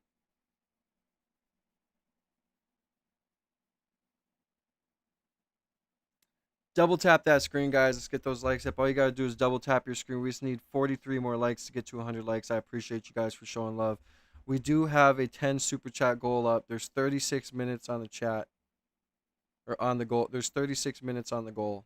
10 super chats, $5 and above. If you want to get your name on the wall, send through your super chats. To get your name on the See Me Now banner, become a member, $4.99 a month or $9.99 a month. That doesn't matter though. Your subscriptions and your likes is all I need. Just continue to help the channel grow.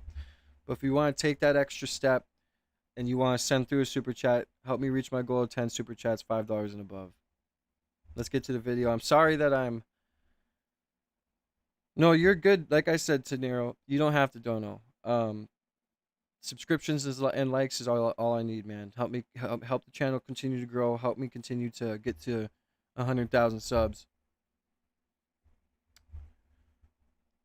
But I love you guys, man. Thank you, Elsa. Love you more, bruh. Or girl. Thank you, Michael. I appreciate you. We're gonna get to 100K subs. We're gonna get to 1 million. It's happening. Before the end of next year, we'll be at 100K. Mark my words. Clip it. And I'm sorry for rambling. But I love you guys, man. I just want you guys to know. If no one's told you, I love you. I love you. We need more of that. We need more camaraderie, right? Like the feeling of, like we all think back when we were kids, right? Like we're talking about going to the GameStop and, whatever.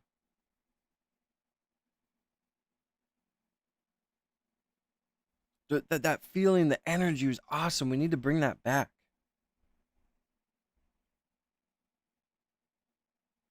We're all too engulfed in going out to bars, social status.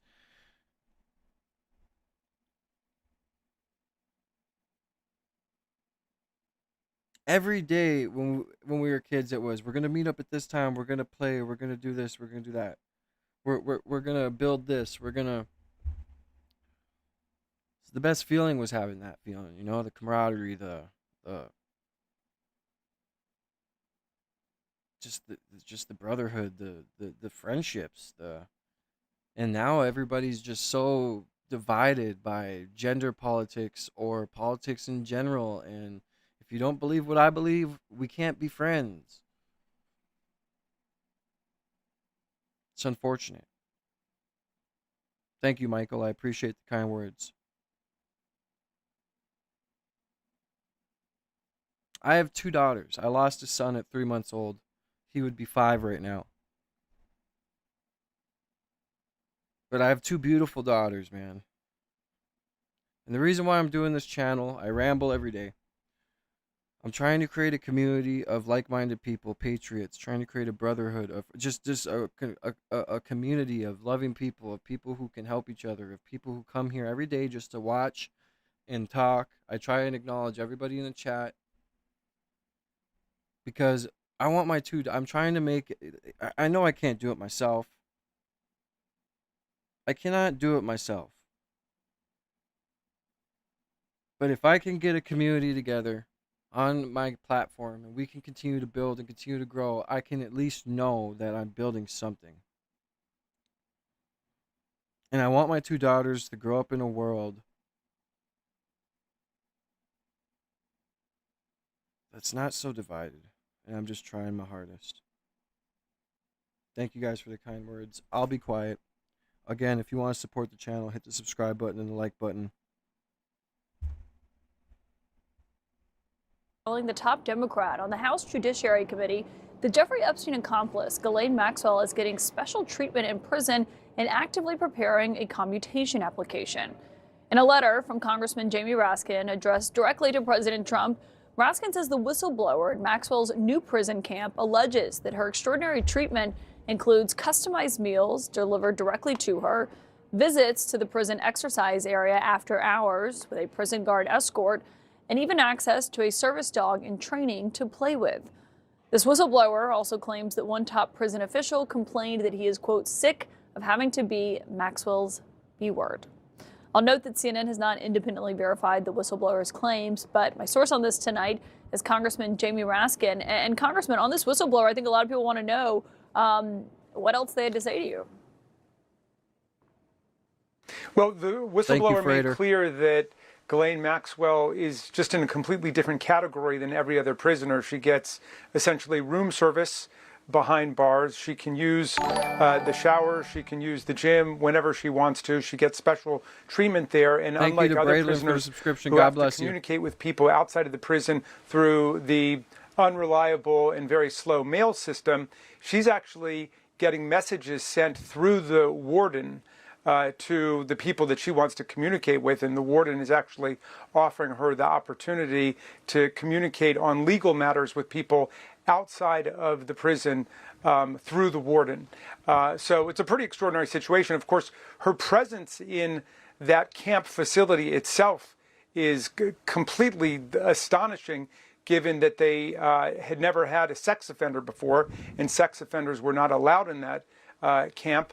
But she was allowed in, and she got in pretty much on an overnight basis after she met with Todd Blanche. Welcome in, Dilly. She was subpoenaed by the Oversight Committee on July 23rd after a vote on July 22nd, and it was on July 24th that Todd Blanche, who had been Donald Trump's personal criminal defense lawyer, now working for the DOJ as Todd Blanche, you mean the guy who's blocking? Never mind.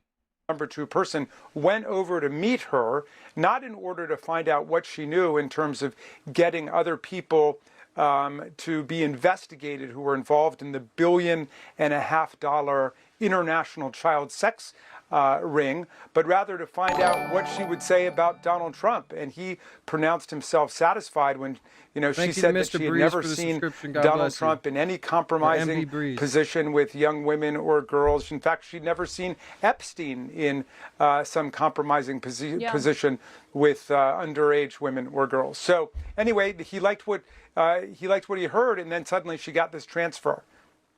Yeah, and we've asked the White House about that and Todd Blanche himself. But can I ask you on the whistleblower, did you speak to this person directly? Well, I don't want to get into any more depth on it, but I would say this is a person who is in a position to know everything that was reported to us. And do you think there's more Absolutely to come in a out position to know.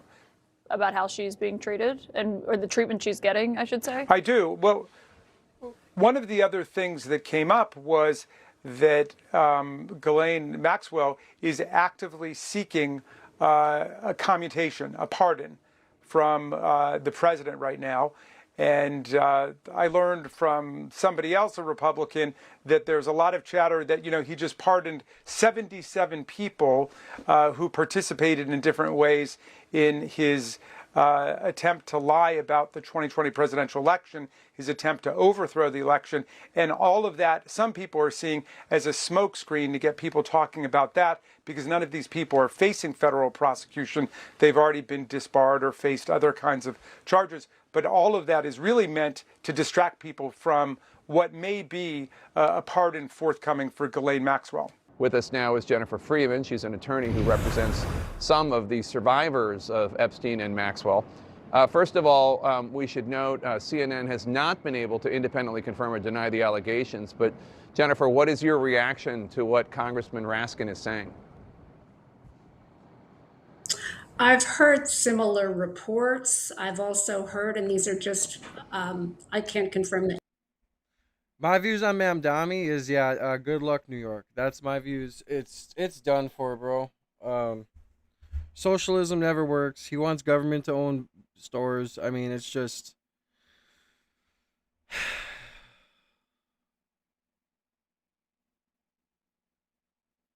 The menace. I'm so full of hate and lies. Did you not just hear my fucking rant that I just did for like 45 minutes just now? Seriously? Like, it's either bots or it's literally people just don't.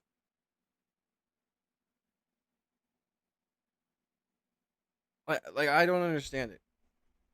It's just crazy. I mean, fuck. Oh my God, bro.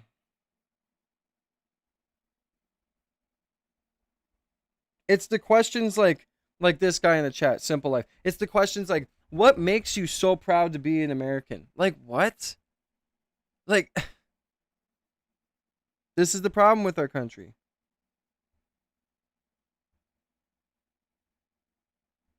It's the problem, bro. It's just, I'm not even going to say it. It's the problem, bro. It's just, it is what it is. You should be proud to be American because it's where you grew up, bro. It's you gotta fight for your nation. You gotta at least fight for the truth, even if the people up above are trash and they're lying and they're doing whatever. You still gotta fight for what's right, bro. You can't just bend a knee. That's not what a man does. A man fights for what's right, for his legacy, for his kids, for everything. You can't just.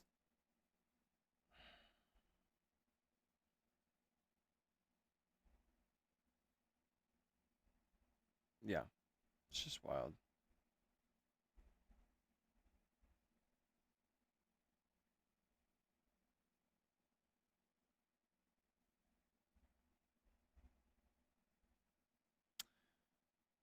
So, I must say, Ben Shapiro appeared on Megyn Kelly's live show, and he tried to corner her and blatantly lie about what Candace Owens was saying on her streams.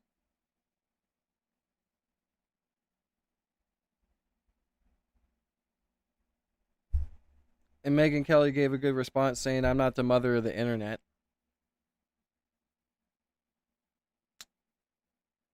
Ben Shapiro literally blatantly lied and said that Candace Owens is saying that Erica Kirk is the one that killed her husband allegedly and all this other stuff. He blatantly lied. Megyn Kelly gave the good response. And here she walks it back and doubles down. Take a listen. He said that Candace has been claiming Erica Kirk was behind the murder of Charlie, which I had not heard, and I was taken aback because that seems like something I would have heard. It's so crazy. And I have since learned it is not true. Candace has not made that claim. And in fact, I've now seen several clips of Candace specifically defending Erica Kirk and saying she would never make a claim like that about Erica, and that she is open-minded to other people at Turning Point. That's obvious. She's been making that point. I had heard that point. But she's specifically been defending Erica Kirk, and she's been saying she does not think that of Erica. And in fact, if you read her comments, she's under pressure to make comments about Erica. And so far, what I've seen, she hasn't. So thank you for that question. Yeah, so I respect Megyn Kelly highly for this. And it seems like ever since Charlie Kirk was sadly taken off the earth, she's been waking up. It could have been so easy for her to say when Ben Shapiro was questioning her, it could have been so easy for her to say, yeah, no, Candace is crazy, just like everybody else does. And she could have just put Candace in the dirt, but she didn't. And here on stage, she doubles down and says, no, she didn't say that. And I'm very happy for this. This is what, these little things is what gives me hope. Okay? There is a spiritual battle going on for our hearts and our souls and our minds. And right now, Israel is losing it. Allegedly. Should I say that? I don't want to get my channel struck. But it's the truth.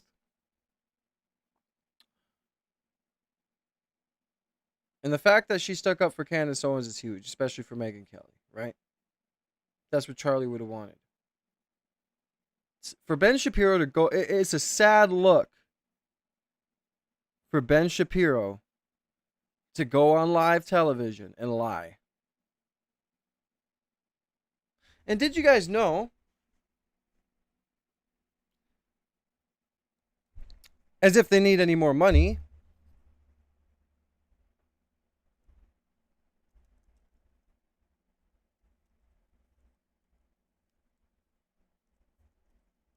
oh my God.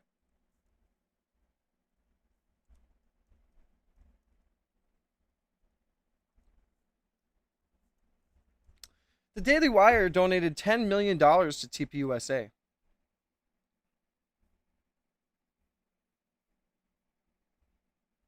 Don't know where it's at.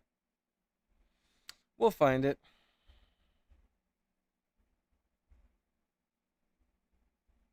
And you gotta listen to what he talks about.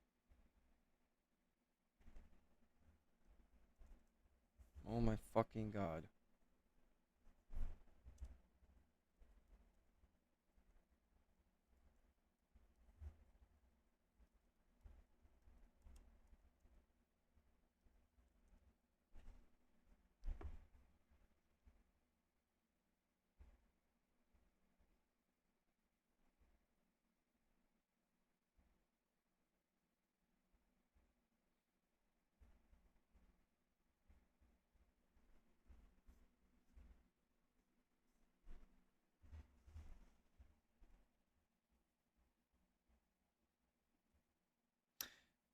Yeah, so to Red Kitty. Yeah, well then that makes everybody in the industry stupid because that's what they do. Like Brandon Tatum, Floyd Mayweather. His name's Money Mayweather for a reason. Everybody else is getting that $7,000. The music industry, the private prisons owned by the same people who own the music industry. I don't want to get into all that. It's all alleged, figment of my imagination, not true. So Ben Shapiro donated $1 million to TPUSA as if they're not getting the hundreds of millions of dollars that Charlie Kirk didn't want to accept, allegedly. We don't know that for a fact. But where's the Doge evaluation? I mean, that's really the answer. I know we at Daily Wire, we trust you at TPUSA to do it. I mean, that's really the answer. We're willing to provide, and we are providing. any level of material support, any level of support on the ground, boots. You hear him? Do you hear what he's saying? He's basically speaking allegedly, right? So this is all a figment of my imagination. He's basically speaking for Bibi Netanyahu. We'll give you whatever you need, any material you need, anything to get you to the top, anything to make it so you guys can do what you need to do and boots on the ground.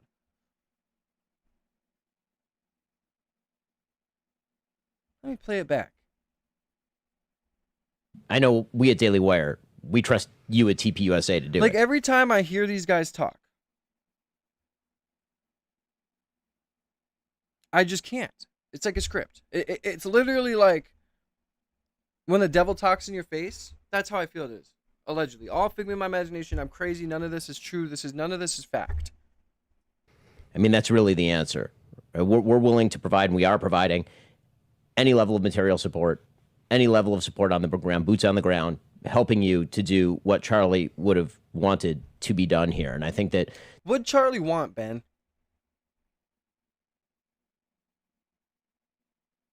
Did you see? Oh, we'll review it after. Did you see Megyn Kelly release the video of Charlie Kirk going up to Tucker Carlson and her interrupting the conversation they're having, telling Tucker Carlson to go all in, go max? Ben Shapiro's the same guy who was trying to make it so TPS USA was squandered and didn't grow. Remember Candace Owens put out the text that he was sending people to try and infiltrate the freaking speaking event, and Candace Owens told the girl to stand up, and he was offering to debate him? These guys were enemies. And now that he's gone, after he didn't want to take money, and he didn't want to do what he was told like a good boy, allegedly, all figment of my imagination, fake, not real. He's on the show. He's on Charlie Kirk's show, telling him he'll give him money. The reason that everybody trusted Charlie, the reason we're all mourning Charlie, is because we're all mourning Charlie, guys. Nobody did it better. You spelled out two of Charlie's goals. You said, he wanted to bring people back to Christ and bring people back to church and back to biblical values, and he wanted to keep the MAGA coalition together and expand it. And the question is how you do that. And the answer is you focus on the first, and the second is a byproduct. Okay, the answer is that, as Matt says, you have to unite around something. And yeah, we can unite in the short term around the fact that there are a bunch of people who hate our guts and want to murder us, which of course is true. But long-term unity, big movement change, which is what Charlie was really trying to drive, and why he went to talk to people who disagree, is about building around those core values. And so the long-term vision, yeah, we'll have our petty squabbles, and yeah, some of those squabbles will be more than petty, but the long-term vision has to be built around those original biblical conservative values that Charlie stood for, things like the Bible, things like free markets, things like family, all those things are things Charlie stood for. You got to build the coalition around values, because we can't build it around the man, but we can build it around the values that he left behind and that he spent his entire life fighting for. And, we couldn't be, frankly, more honored to join you guys as much as... How can this guy sit across from him knowing that he tried to take him down? Charlie and Ben weren't friends. Sure, maybe they were acquaintances, had to be friendly with each other. But we all know the truth.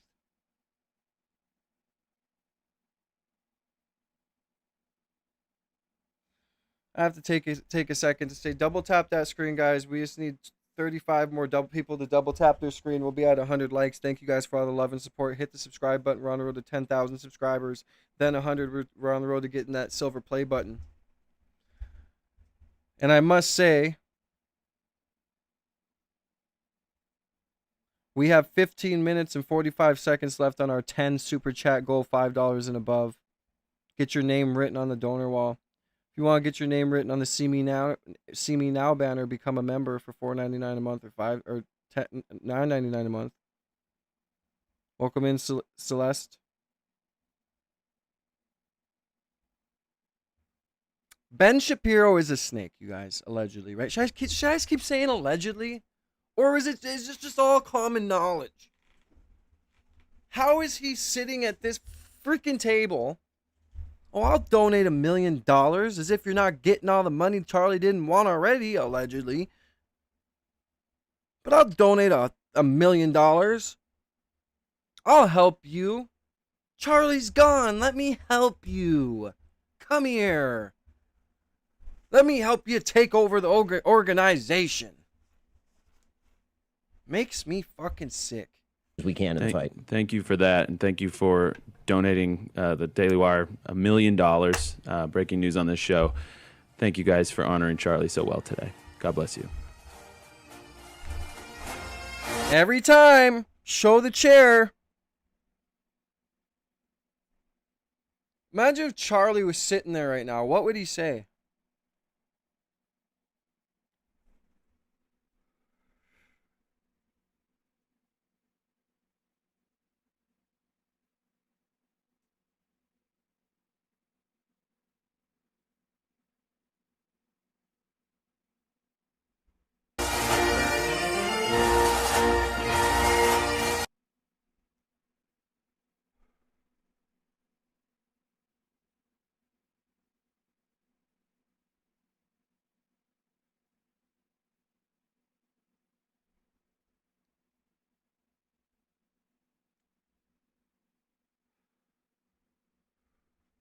You know, I think one of the reasons why I'm such a good YouTuber and a good podcaster is because I'm passionate. Like, I get really passionate. As you guys know, I freaked out yesterday. I freak out all the time. I have these long rambling rants where I talk and I'm passionate. Yeah, you're out of here, John. Fucking loser. Talking like that, bro. You don't talk about the dead like that, regardless if you like them or not. You don't talk about them like that.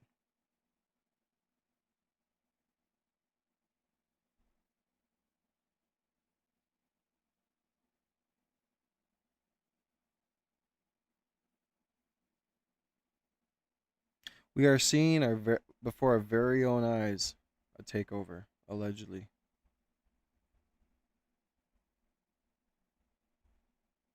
Like Candace said, oh, we're just supposed to shape Charlie's legacy into what? Into how we want it, not what he wanted. Make it in his own words. I'll show you his own words.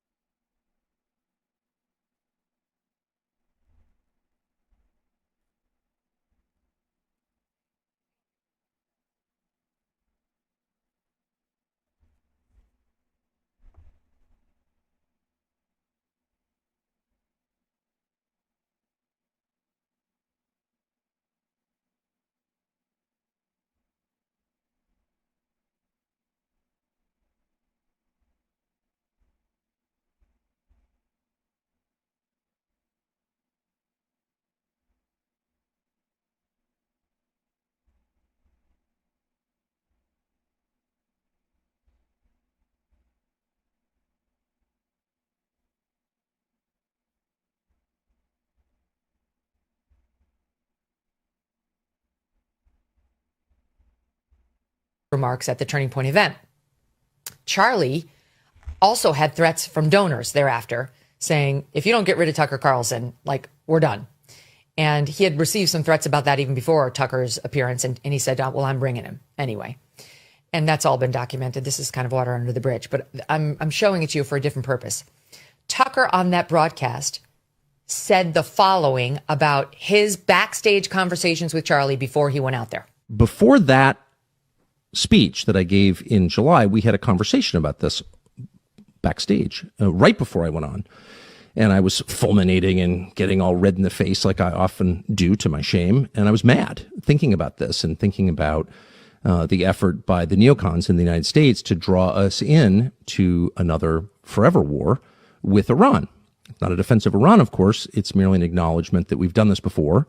This happened in Iraq, which we entered into at the behest of those same foreign policy strategists, and it didn't work. And so I was going on at some length backstage with Charlie, and I said, probably not going to talk about that. I'm not going to torture you. I know your donors hate this when I say that.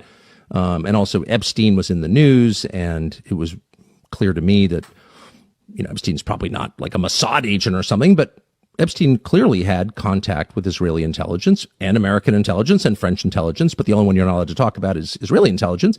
But it seemed true to me, and I had done some work on that. I knew a bunch of people pretty close to that story, so I thought that.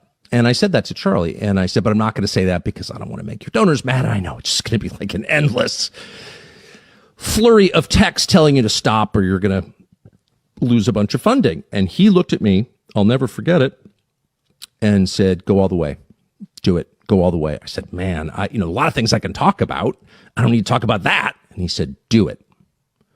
So I did it. I was recently going through some old pictures to find one of me and Charlie that I knew we took at that event. And not only did I find pictures of me and Charlie, but I found a video of me, Tucker, and Charlie speaking backstage right before Tucker went out. Tucker and I were talking. Charlie came over and interrupted for just a second. He says to Tucker, go Max. He interrupts the conversation because he has to say to Tucker something. And what was so important to him to tell Tucker was, go Max. Here it is. Go Max. It's quick. It just happens to be on tape. And it backs up what Tucker said. Tucker got criticized by the pro-Israel crowd for his remarks at the Turning Point event. Charlie also had threats from donors thereafter saying, if you don't get rid of Tucker Carlson, like, we're done. And he had received some threats about that even before Tucker's appearance. And he said, well, I'm bringing him anyway. And that's all been documented. This is kind of water under the bridge, but I'm showing it to you for a different purpose. Tucker on that broadcast said the following about his backstage conversations with Charlie before he went out there. Before that speech that I gave in July, we had a conversation about this backstage right before I went on. And I was fulminating and getting all red in the face like I often do to my shame. And I was mad thinking about this. And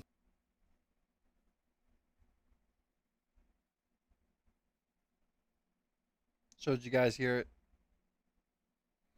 Hundreds of millions of dollars on the line. People saying I can bring your organization all the way. All the way. Just get rid of Tucker Carlson. And what'd he say? Anyone hear it? Go all the way.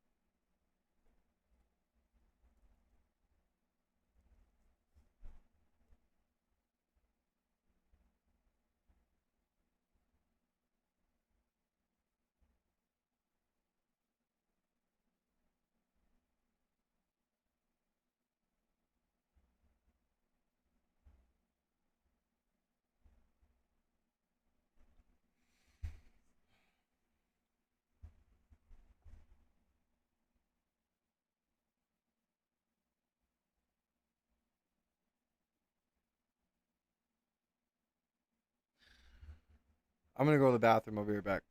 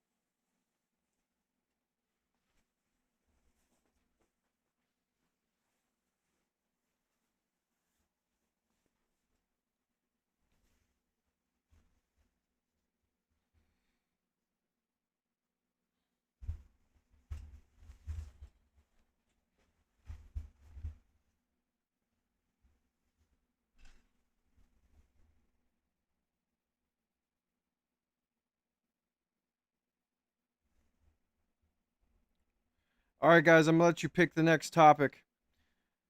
Send through, whoever sends through a $10 super chat, if it's appropriate and it's related to current events, send through a super chat. You can pick the next topic. I'm getting too passionate. I don't want to crash out. So send through a $10 dono. Pick the next topic. We're going to play this video quick because I want you guys to hear it. It's quick. Here it is. Go Max. You hear that? Did you hear it? It's quick. Here it is. It's quick. Here it is. It's quick. Here it is. Go Max, guys. Go Max.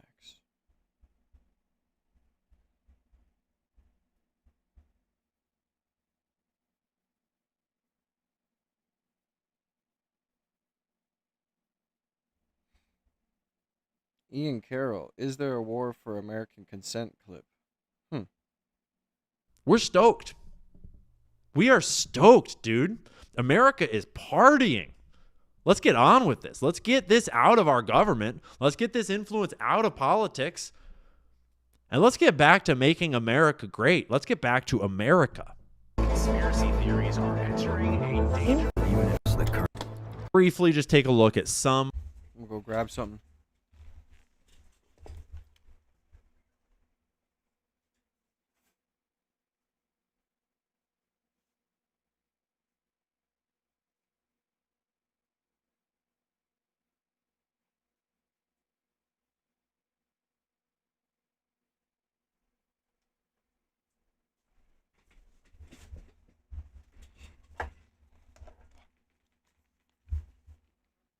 Welcome in, God.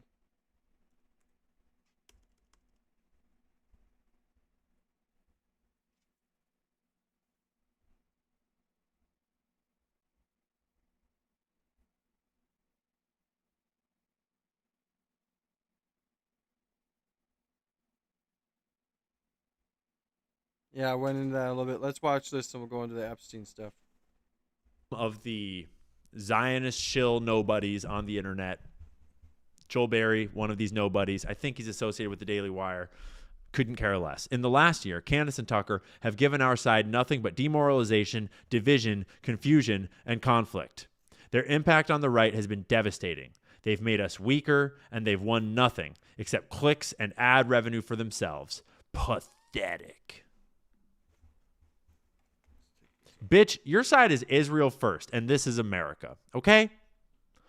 When you say, given our side nothing but demoralization, division, confusion, and conflict, that's a hell of a self-report, Joel.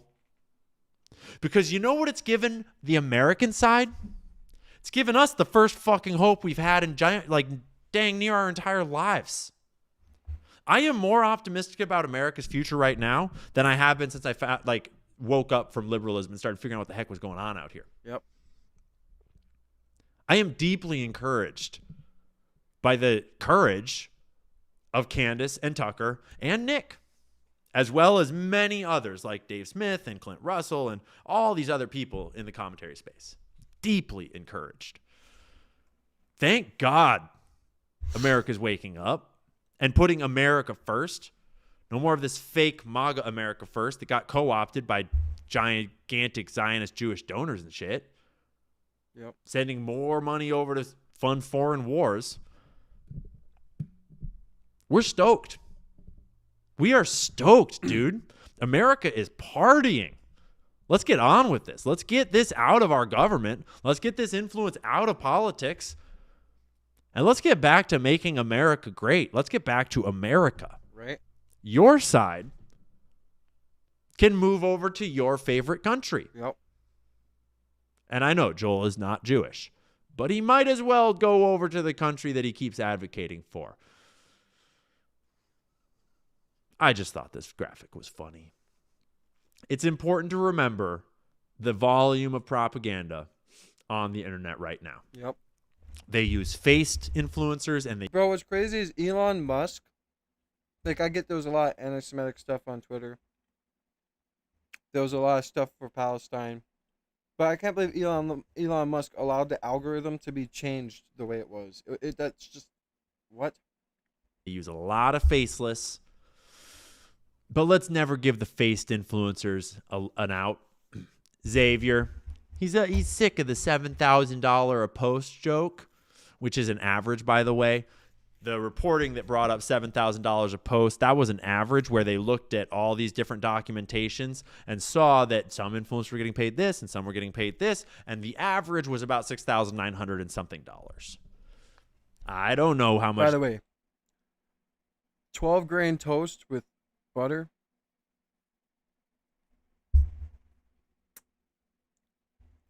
Xavier's getting paid.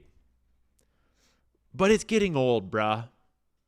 So, I just wanted to remind you, Xavier, that you went to an act of genocide and mocked starving women and children for money. You walked around with the juice box like a gay fucking genocidal maniac. Like, no one cares. Get wrecked, bro. There's really no words to describe the level of condemnation that you deserve.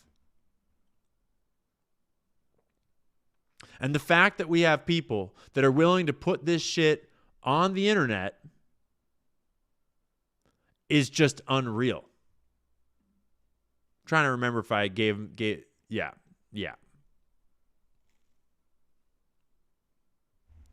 He tried to argue semantics about this. It's not a genocide. I don't fucking care, bro. Call it a bar mitzvah for all you want. We can all see it.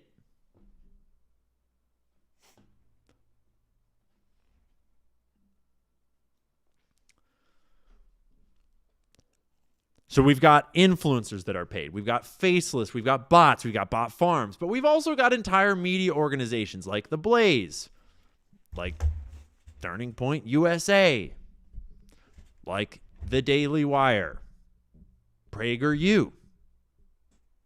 In fact, just about every right-wing media organization was built on Zionist money, for the express purpose of promoting Zionist causes. And so when you see them promoting obviously retarded Zionist takes, just tell them to go fuck themselves. Blaze, you're irrelevant. It took me less than a day to get 14,000 likes to you're not even 1,000 yet, and you're an entire fucking media organization. If these media organizations were actually doing their job and reporting on genuine American concerns, genuine conservative media, they would have tens and tens of thousands of likes, because they would be promoting and benefiting from the entire dragnet of all of the influence of all of the people in the entire movement that they're promoting. But instead, they're just shills for a foreign government that built these artificial platforms for these artificial influencers to show their artificial talking points on behalf of a foreign nation. And it tricked everyone for it tricked most people for a long time. But the internet slowly broke the dam. And they didn't even realize, they had no idea what to do with it. They still don't know what the fuck to do with it. They don't realize that the shit lives forever. Actors, they try to paint the way I speak about this as like extreme, or like you're just like you're losing your mind. You're crazy. Like you're just making a big deal of it. Oh my gosh, you're obsessed with Israel. Bitch, Israel declared war on American citizens. Yep. The prime minister of Israel openly declared war on American citizens. And you all pretended like you don't have ears to hear it. Let's remember what Benjamin Netanyahu said. And I know you're going to be like, he didn't actually declare war. Yeah, he did. When he says what he's going to do, believe him. Christian influencers. Okay. You said, we talked about the woke right. And he said, I call it the woke Reich. That's a brilliant. That was the most forced bitch-ass laughter I've ever heard. At this point, it's cringe, you guys. The woke right, because these people, they're not any different from the woke left. I mean, they're insane. They're Louise. But they're actually meeting on some of the things. And what we have to do is we have to secure that part of the base of our support in the United States. That is being challenged systematically. A lot of this is done with money. So a lot of this is done with money. And by this, he means controlling American minds.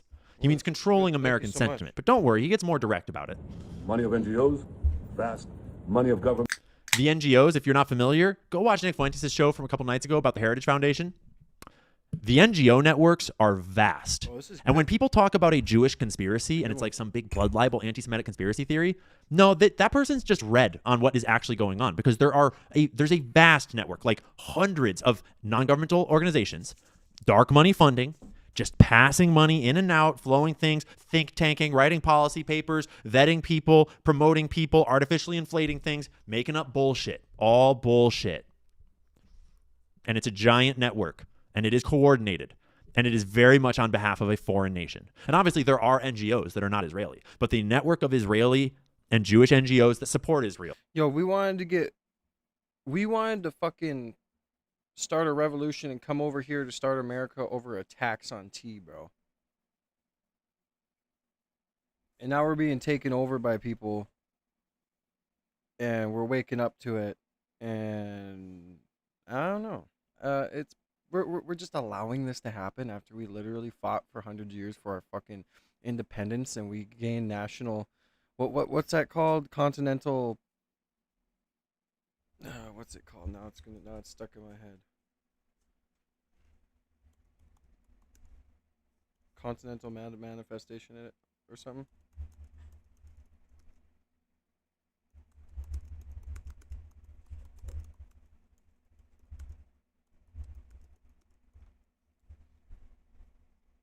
Manifest destiny.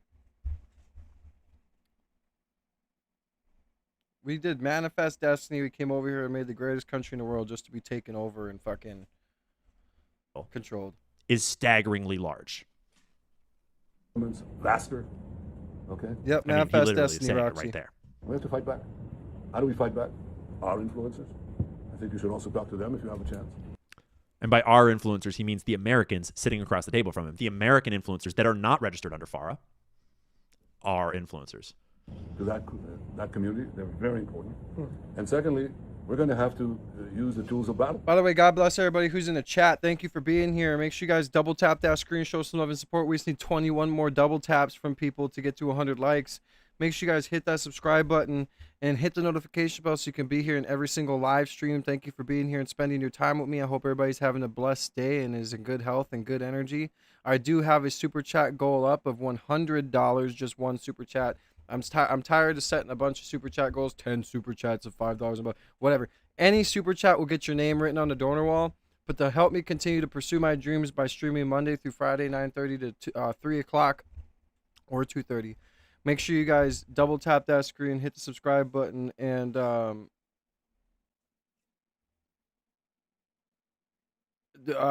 help support the channel by becoming a member. $4.99 a month as a See Me Now Soldier, $9.99 a month as a See Me Now General. Make sure you guys go ahead and support the channel. It helps me upgrade the studio. It also helps me continue to do this show.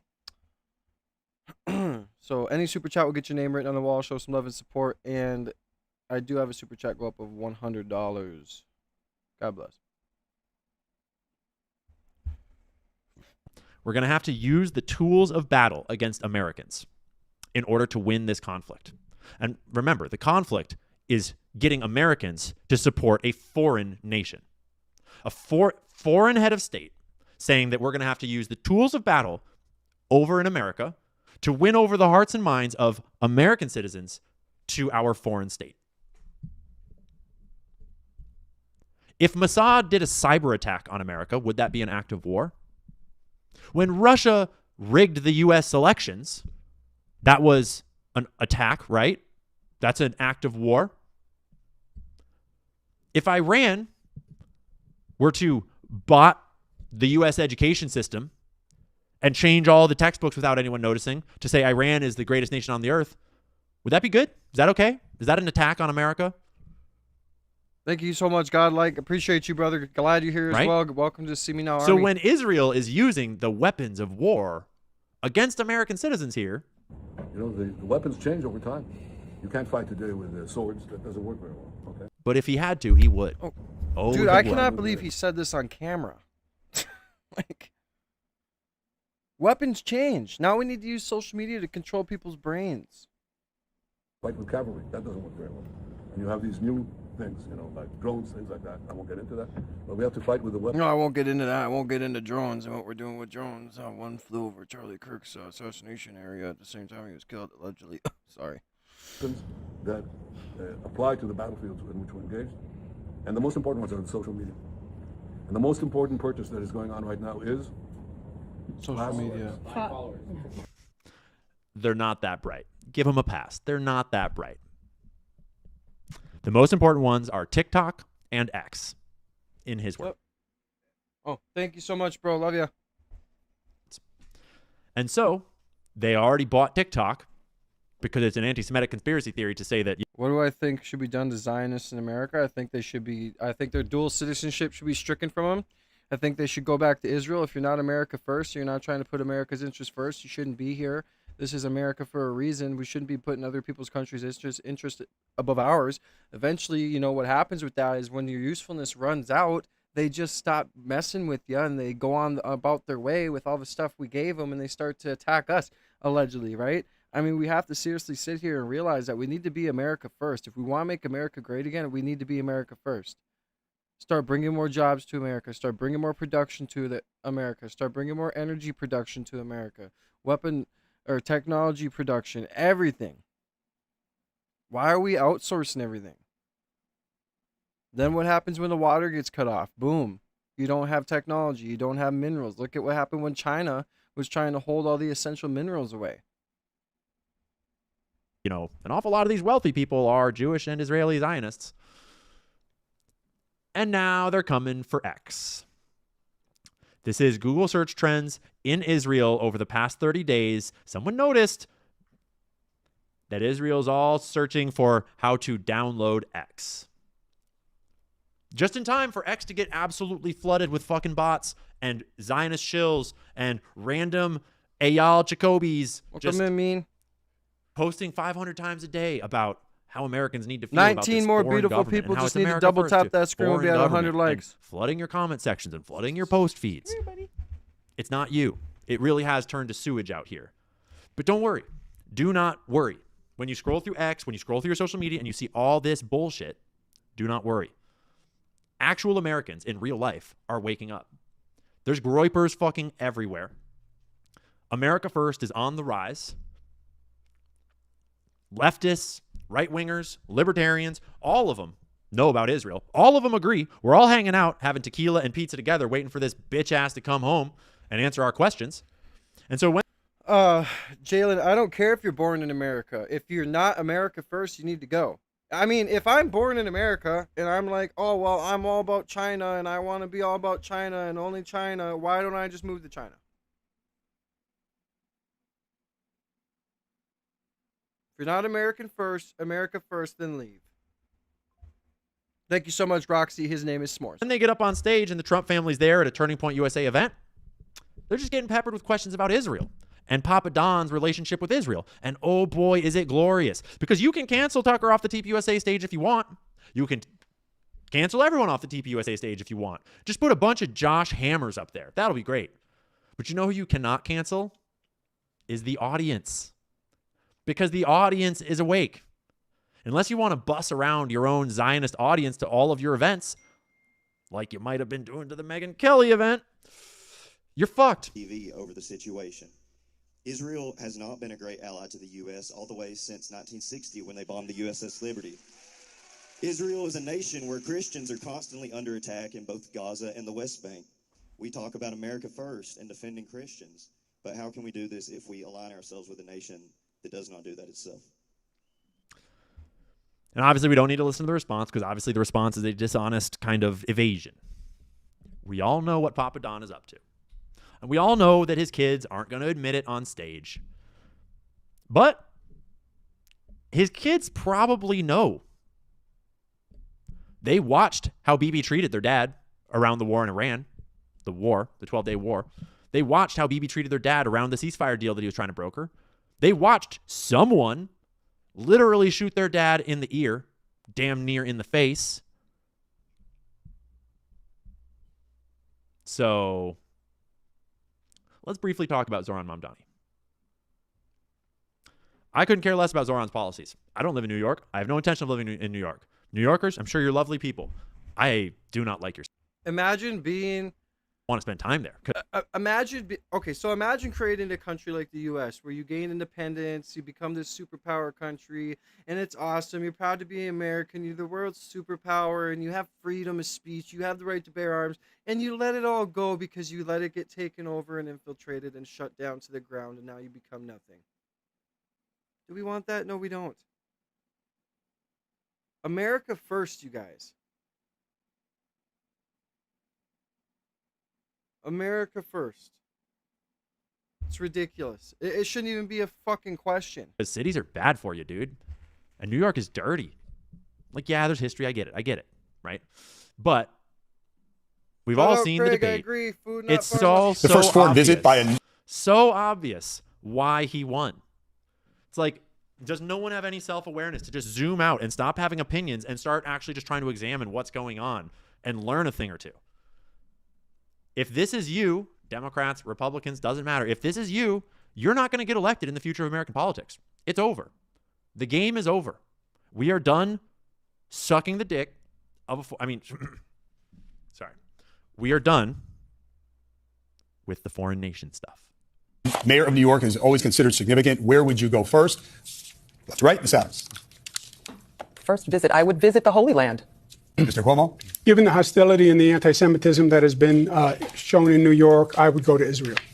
Mr. Tilton, where would you go? Yeah, I'd make my 4th trip to Israel, followed by my 5th trip to Ukraine, 2 of our greatest allies fighting on the front. He just went full retard. Lines of the global war. Bro, my cat always goes from loving me to sitting here and chilling to fucking attacking me. Watch. War on terror. Mr. Mamdani. Just let me pet I you, would brother. stay in New York City. My plans are to address New Yorkers across the 5 boroughs and focus on that. You, okay? Mr. Mamdani, can I just jump in? Would you visit Israel as mayor? I will be doing as the mayor.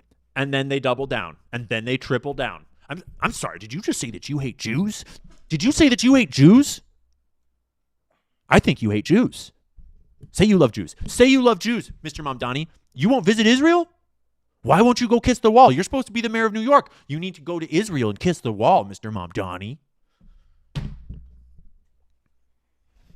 No. As you guys know, I read the Islamic 100-year plan yesterday, the full 16-page document translated. And yeah, Mandami, as soon as he said that he wouldn't visit Israel, they're like, why? Are you anti-Semitic? Blah, blah, blah, blah. And it's like, dude, it doesn't matter. He's a socialist. It's going to resort to communism, and New York is doomed. I'm sorry. Like, they're done. Like, Mamdani is... Cuomo was bad, too. Like, they're all bad, but Mamdani is really bad.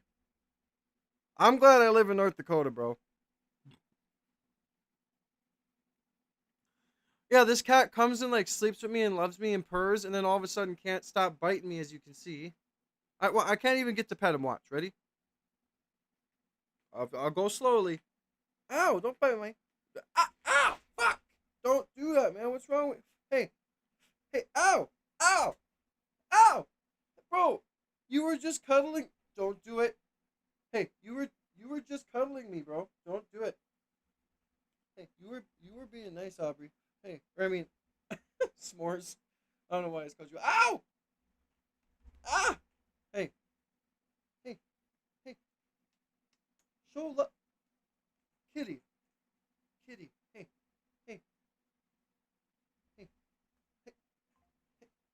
Show love. Hey, kitty. Ah! Okay, get out of here. Bro, my chin is not to be bitten.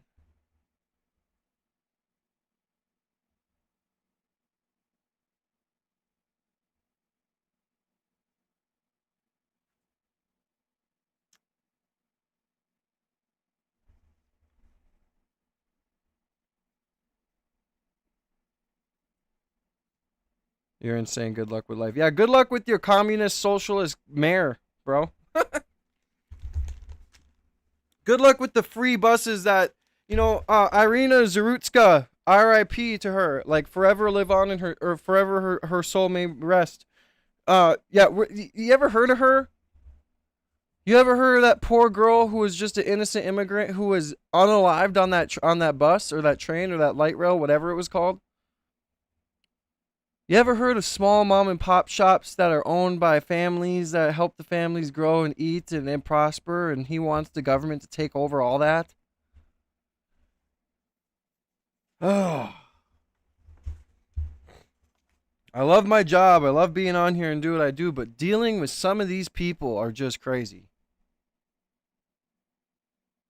New York City was already getting to be crazy. Now you elected a communist Muslim?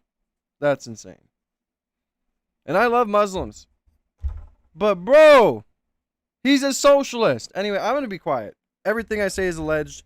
Just a figment of my imagination. Nothing's real. I love you guys. Double tap that screen. We are 19 likes away from 100 likes. I appreciate every single one of you guys. Make sure you guys hit the subscribe button with the notification bell to become a part of the See Me Now family. And if you want to support the channel, send through your super chats. Get your name written on the super chat wall. Shadow Patriot, I see you're in here. I did write your name down on the banner. As you guys can see, I have a chalk marker with some chalkboard stickers. Everybody who becomes a See Me Now Army member will get their name on the See Me Now banner. So I love you guys. Thank you guys for always supporting me. Send through your super chats.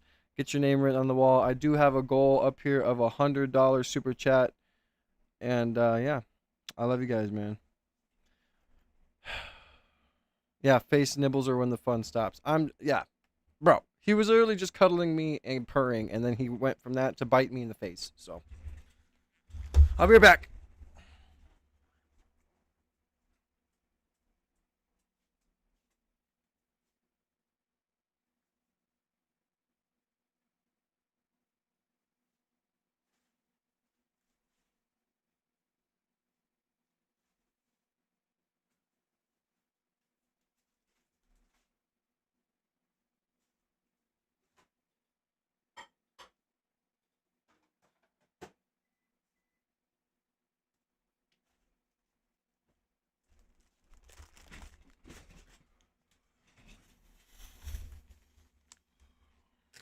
You guys want to see the nicest dog in the world? Here we go. You guys know who he is. Come here, bud.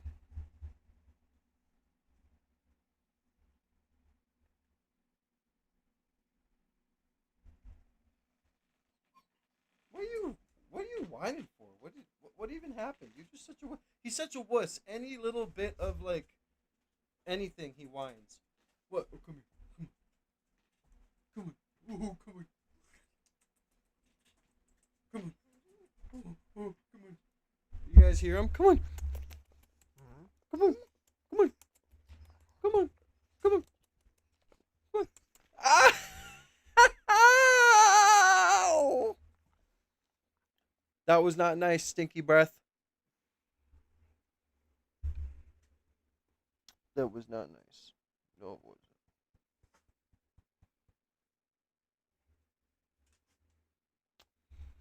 All right, buddy. Get down. Get down. Come on. Get down. Show him how you talk. Get down. Watch this. Ready? Oh! Show him how you talk. Oh! Oh! Oh! Oh! Show him how you talk. Come on. Oh! Oh! Zeus, come on. Oh! Oh! Oh! Oh! Come on, Zeus. Oh! Zeus. Zeus. There we go. Ooh! Ooh! Ooh! Zeus. Oh! Ooh! Ooh! Zeus. Ooh! Oh, oh, don't mess up my stuff. Ooh! Oh, oh! Zeus. Oh! Oh! Oh! Oh! Oh! Ooh!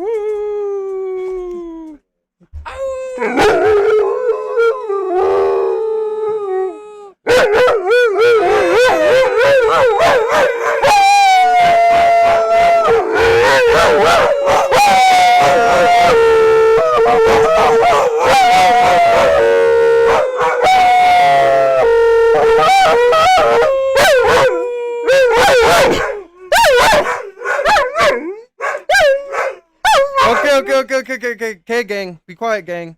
All right, gang. I think my ears are broken.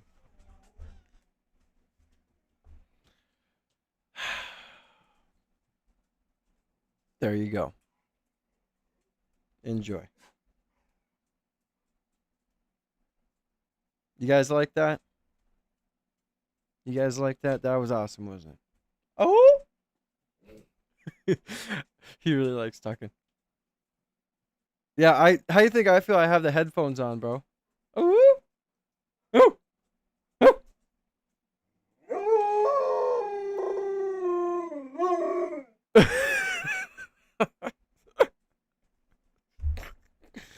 Oh god. Yo, I'm full of hair, but you gotta love it, bro. It's just little things in like that in life like that are awesome. You got headphones on too. I'm sorry, bro. I should gave a disclaimer to turn the volume down first. My bad. Oh, he's walking away. He's like, "Fuck, I'm done with you, asshole."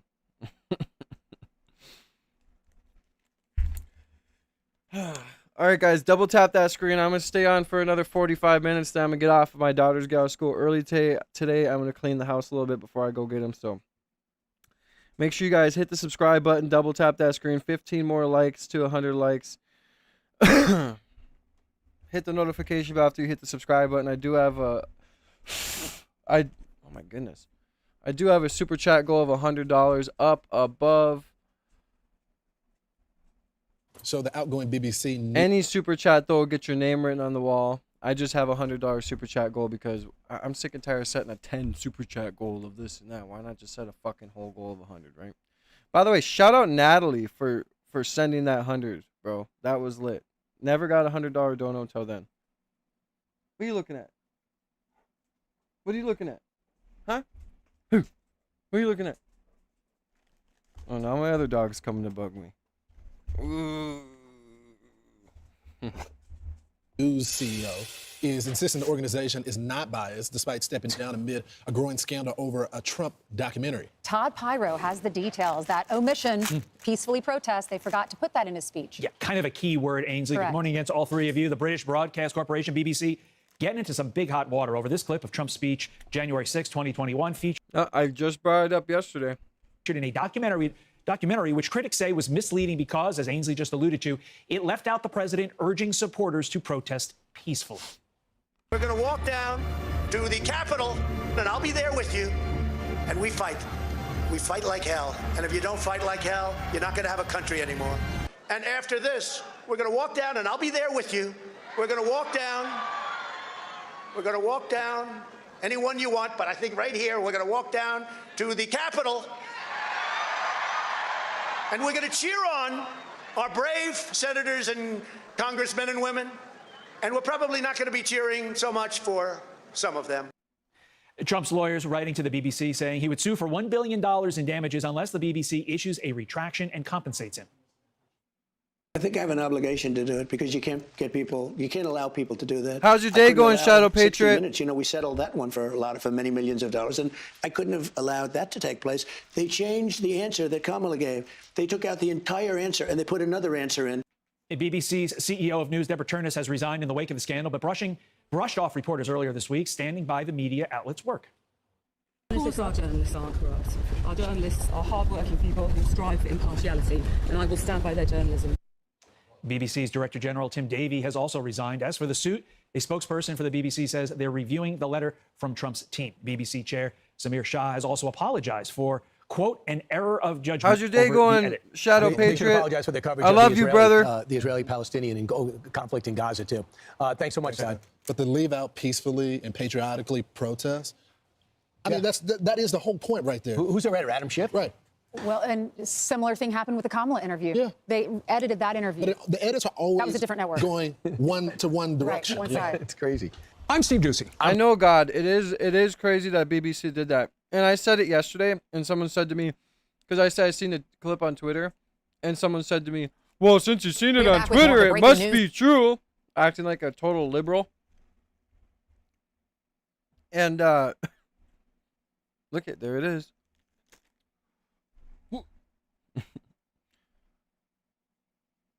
Yeah, you can't trust media. That's why I always turn to alternative. I always seek many sources. Juan, you're into the abyss. What's wrong, Shadow? You know you can talk to me, bro. I hope you're having a good day. Don't say it in the chat if it's too personal, bro. Should follow my Insta. I wish we had DM abilities on YouTube. Because then you could DM me and we could talk. But I hope you're having a good day, man. God bless you. Don't be too down, man. Don't be down, bro. God bless you. This hour, newly released emails from the Epstein estate show the convicted sex offender making multiple references to President Trump. In one, it's a 2011 email to accomplice Ghislaine Maxwell. Epstein writes that Trump, quote, spent hours at his house with a sex trafficking victim. Now, Epstein calls Trump in this email a, quote, dog that hasn't barked. These emails were released by Democrats on the House Oversight Committee. And the top Democrat on that committee, Robert Garcia, is joining us now. Congressman, when did you get this information? We actually just received all of these emails, a total of about 23,000 documents, actually a few days ago, so last week, and we've been going through, our team, of course, through all of these very carefully over the last few days. We obviously released some today. We'll be releasing additional documents likely later today. The important thing here is that we know, and we've been demanding, that Donald Trump and the DOJ release the full Epstein files. In what's been released today, which obviously is some quite serious, I think, connections between what Donald Trump may have known. There's communication between Jeffrey Epstein and Ghislaine Maxwell, obviously making some claims about Donald Trump spending significant time, hours, with possibly one of the victims. There's also disturbing emails there about Trump and Jeffrey Epstein that people can read for themselves. I think what's important right now is that we want to know why Donald Trump spent the entire campaign saying that he would release the files. And now that he's in the White House, there is a massive cover. Well, of course, Shadow Patriot. Of course, brother. Of course I'm going to worry you. Like I said, this is a family on here, bro. I'm not going to sit here and like say, oh, this is a family and then like fake it. I hope you're doing okay, man. I wish there was a DM thing on here. I don't think, or maybe you can. Can you chat on Twitter? Yes, you can. Follow my. Do you have Twitter, Patriot? Do you have do you have Twitter?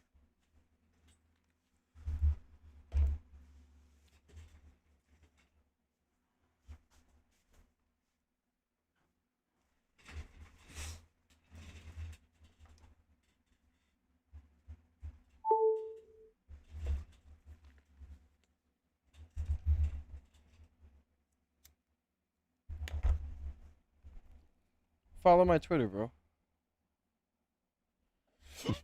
Excuse me. Sorry, guys.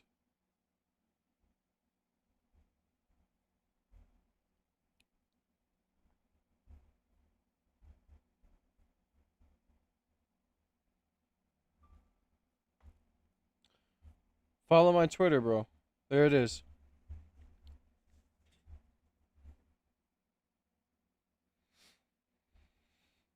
I agree with you, Braylon, but it is very suspicious. Emails and stuff like that are very suspicious, but it doesn't prove guilt. I agree.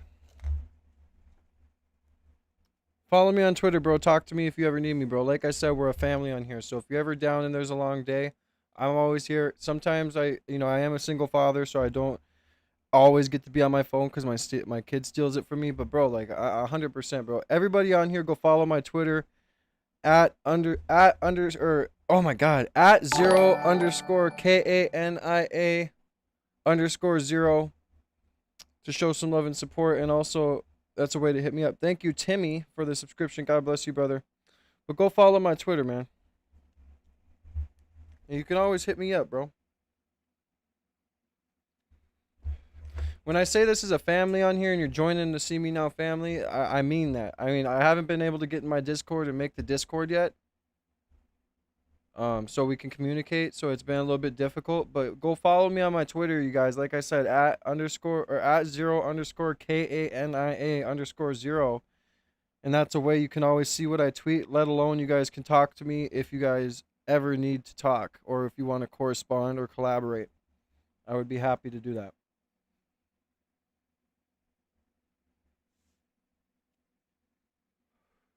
Let me know when you followed so I can change it. I'm going to get off here in about 30 minutes, you guys, because I got to go get my kids by 1:30. And I'm going to clean the house a little bit and chill. If anything else comes out about the Epstein stuff, I'll probably get on. I don't know if I'll get on desktop or if I'll get on phone. I might get on the phone. If you guys want to get your name on the donor wall, send through your super chats, man. Any super chat can get your name on the donor wall. Show some love and support. If you guys want to become a member of the channel, $4.99 a month is a See Me Now Soldier, $9.99 a month is a See Me Now General. Get your name written on the See Me Now banner. I have these chalk stickers right here that I already got names written down on. Shadow Patriots on there. Natalie's on there.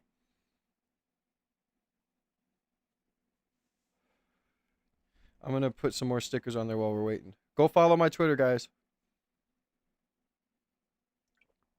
Go follow my Twitter.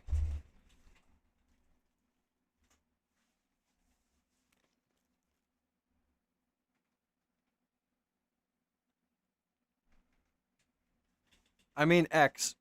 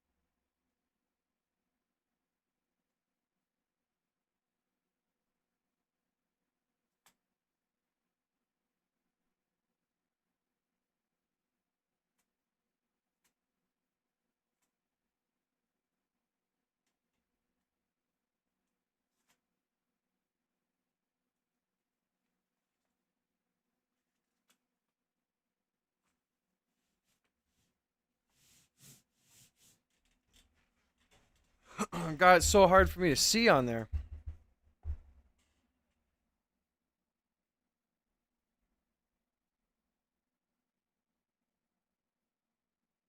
I won't have anything to do with X. What do you mean? I seen you followed me, right?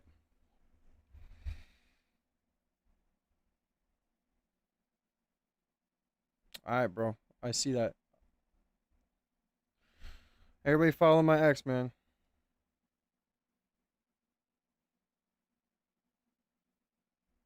No, follow my X so we can DM, man. Like I said, when I say, like, I'm not one of those fake YouTubers who says, join the family, give me your money, blah, blah, blah, blah, blah. No, like, I'm serious, bro. Like, when you're on here, this is a family. I mean, there's no other way for us to really donate. So, or I mean, there's no other way for us to really talk, you know, unless you want to talk on here. But if you ever want to talk and vent, bro, or like give me a call or something, hit me up on X, bro. I'm definitely down for it. I'm here to listen.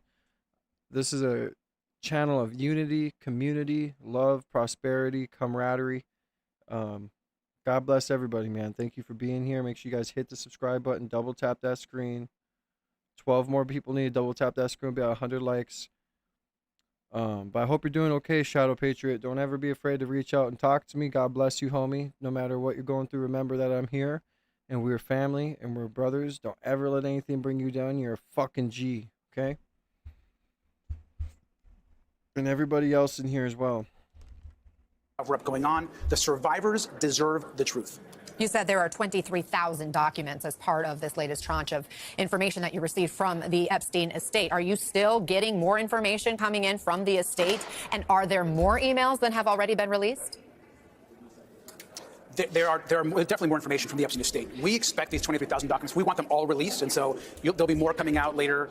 We think more documents coming out later today, and there'll be more coming out in the future. And so our goal is to get every single document that we receive out into the public's hand, but it also takes an enormous amount of redaction. And so just redacting all of the names of the survivors and the victims takes time. And our promise to their families has been to protect, of course, protect them as well. What's important right now is if you just read the emails that came out today, it's incredibly disturbing. And these possible links between Epstein and Trump and what Trump knew and who he spent time with and what happened at Mar-a-Lago, all of this is part, we know, of what's actually in the Epstein files. And so at this moment, the Department of Justice needs to do the right thing and release the files that are under subpoena by our committee. The information that we're getting from the Epstein estate is only because Democrats fought to get that subpoena. And so we're not going to rest until we get the truth about the full files and what powerful men committed horrific acts against these women and, in some cases back then, children and girls. These emails that were revealed today do not explicitly implicate Donald Trump in any crimes. And I think it's important to note that his name is mentioned in these emails. And it does raise questions about what he knew of Jeffrey Epstein's actions. Congressman, we're just getting a first reaction now from the White House to the release of these emails. This statement coming from the White House press secretary, Caroline Leavitt. I'm going to read it to you in full. The Democrats selectively leaked emails to the liberal media to create a fake narrative to smear President Trump. The unnamed victim referenced in these emails is the late Virginia Giuffre, who repeatedly said President Trump was not involved in any wrongdoing whatsoever and couldn't have been friendlier to her in their limited interactions. The fact remains that President Trump kicked Jeffrey Epstein out of his club decades ago for being a creep to his female employees, including Giuffre. These stories are nothing more than bad faith efforts to distract from President Trump's historic accomplishments. And any American with common sense sees right through this hoax and clear distraction from the government opening back up again. What's your response to that? My response is simple. Then release all the files. If the president has nothing to hide, if the press secretary right there in her comments and statement, if they have nothing to hide at the White House or the Department of Justice, then all we want is for them to release the full files. It's very clear. You can't spend your entire campaign saying you're going to do something and make a commitment to the American people and then backtrack. And so we're going to ensure, one, we always are going to protect the victims and survivors. And if they want to clear the president's name, and more importantly, also all of the other men and powerful men that may have been involved, then release the files today. That should be the response from the White House. President Trump has said he wasn't a fan of Epstein's. He's called him a creep. He's called the push for more information about Epstein a Democratic hoax. What questions specifically do you have for the president about these emails? Well, my questions to the president would be, first, is what was your relationship with Jeffrey Epstein? I mean, did you know what was happening? He was obviously running a huge sex trafficking ring. Why are there so many cases of these connections back to Mar-a-Lago? Real estate together. Jeffrey this Epstein ain't a himself freaking said secret. that Donald Trump was one of his best friends. Why would he say that? And there's so many questions to ask. And the president could right now end all of the speculation and do the right thing for the survivors by releasing the files. The president himself has said that he has done nothing wrong. Then release the files, because we know for a fact that there are many, many powerful men, some of the most powerful, wealthiest men in this country, that have done and committed harm to children and to girls and women in this country. And those women, now women, deserve justice. So it is time to end this White House cover-up and release the Epstein files today. Today, Congresswoman-elect Adelita Grijalva will be sworn into the House, where she will be the final vote needed on that discharge petition to compel the DOJ to release the full Epstein files.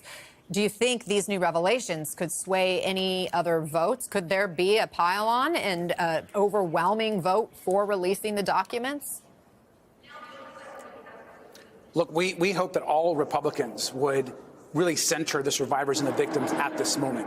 What's important right now is that there are women who've talked to us now as adults who have shared that they want the files released. They want justice. They want to know what happened and what men were involved, and who are, in many cases, afraid of the consequences of them being in the spotlight and telling their stories. What's holding some of your colleagues back? What is holding Republicans back from voting to release all the files? They're complicit in this cover-up. When Donald Trump, the president, says, I don't want to release the files, or he tried to, remember earlier in this year, he actually even said they kind of discarded them as being even not important. When they're not releasing these files, it brings questions to be asked. And so, again, our commitment has been, from day one, has been clear. Release the Epstein files. The men that committed harm should be held accountable today. You've also been demanding answers about Epstein accomplice Ghislaine Maxwell's transfer to that minimum security prison. That happened over the summer, and now we are learning of a whistleblower account saying that she's in the process of requesting President Trump commuting her sentence, that he commute her sentence, and that she's also been waited on hand and foot at this camp, customized meals, after-hours time in a private exercise area, access to a service puppy. Have you gotten any information firsthand on her situation? Look, we have also received really disturbing information, and obviously there's been a lot of reporting about it. What's clear is that Ghislaine Maxwell was moved to a facility where she has essentially all of this access to apparently people to talk to being able to roam around. It's a club-fed facility where she is now has much more freedom of movement and things that she never should have received, that she wasn't eligible to receive at the facility that she was at before. But this was all done because someone at the Department of Justice ordered it so. We've asked questions of the Federal Bureau of Prisons. Why was a convicted sex trafficker, someone that has monstrous things to women and girls, transferred to a facility after Trump's Department of Justice, and a deputy AG who was once Trump's personal lawyer? Why did they transfer her? Why won't they tell us why and answer questions? We want Ghislaine Maxwell to come before the Oversight Committee and answer these questions. Ghislaine Maxwell should never receive special treatment. She's done horrific things to women and girls. And again, if we want justice for these women and survivors, today is the day that Donald Trump can release all the Epstein files. Congressman Robert Garcia, thank you for being here.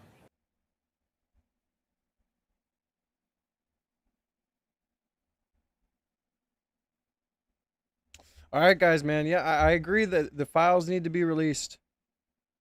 At this point, it's just dragged on too long. If that girl, that the victim that passed away from apparent suicide was or deletion, sorry for my rhetoric. If that girl that passed away like that said that Trump was polite and she never seen anything wrong with what Trump was doing, there's no reason why they shouldn't release the files. I don't understand why there needs to be a vote. I don't understand why there needs to be any hesitation at all. It should just be released. I mean, it's freaking ridiculous at this point. Makes our government look insanely corrupt and bad. It makes the whole world look insanely corrupt and bad because there was leaders from everywhere there. And the fact that we even had a giant PDF file ring going on an island, and U.S. officials and everybody else were complicit in it, it is wild. People can say the excuse, well, why didn't the Biden administration use it against Trump during their campaign? It would have been the perfect thing. Well, maybe Trump was on there, but then it would have exposed everybody else. I mean, we truly don't know. But all I do is that Trump, you're disappointing us Americans, bro. I think at this point, everybody's just losing their hope when it comes to people getting it, people doing what they say they're going to do. And I think we're starting to focus more on ourselves than the government. We're starting to focus more on ourselves for the truth, and we're starting to focus more on ourselves to get shit done. Because they ain't doing it. So, needs to be released. To wrap up today's podcast, Kash Patel, you're a simp, bro. Your woman suing people with your law firm, $5 million to Elijah. That's crazy. Needs to stop.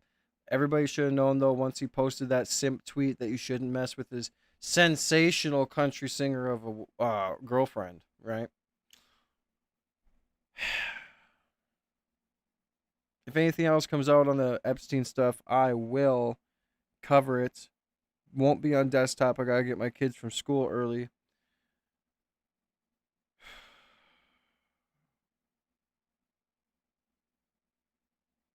I'm surprised there's not more victims speaking out. Like with the social media the way it is and everything's going, I'm surprised there's not more victims coming on the internet and saying their story or something.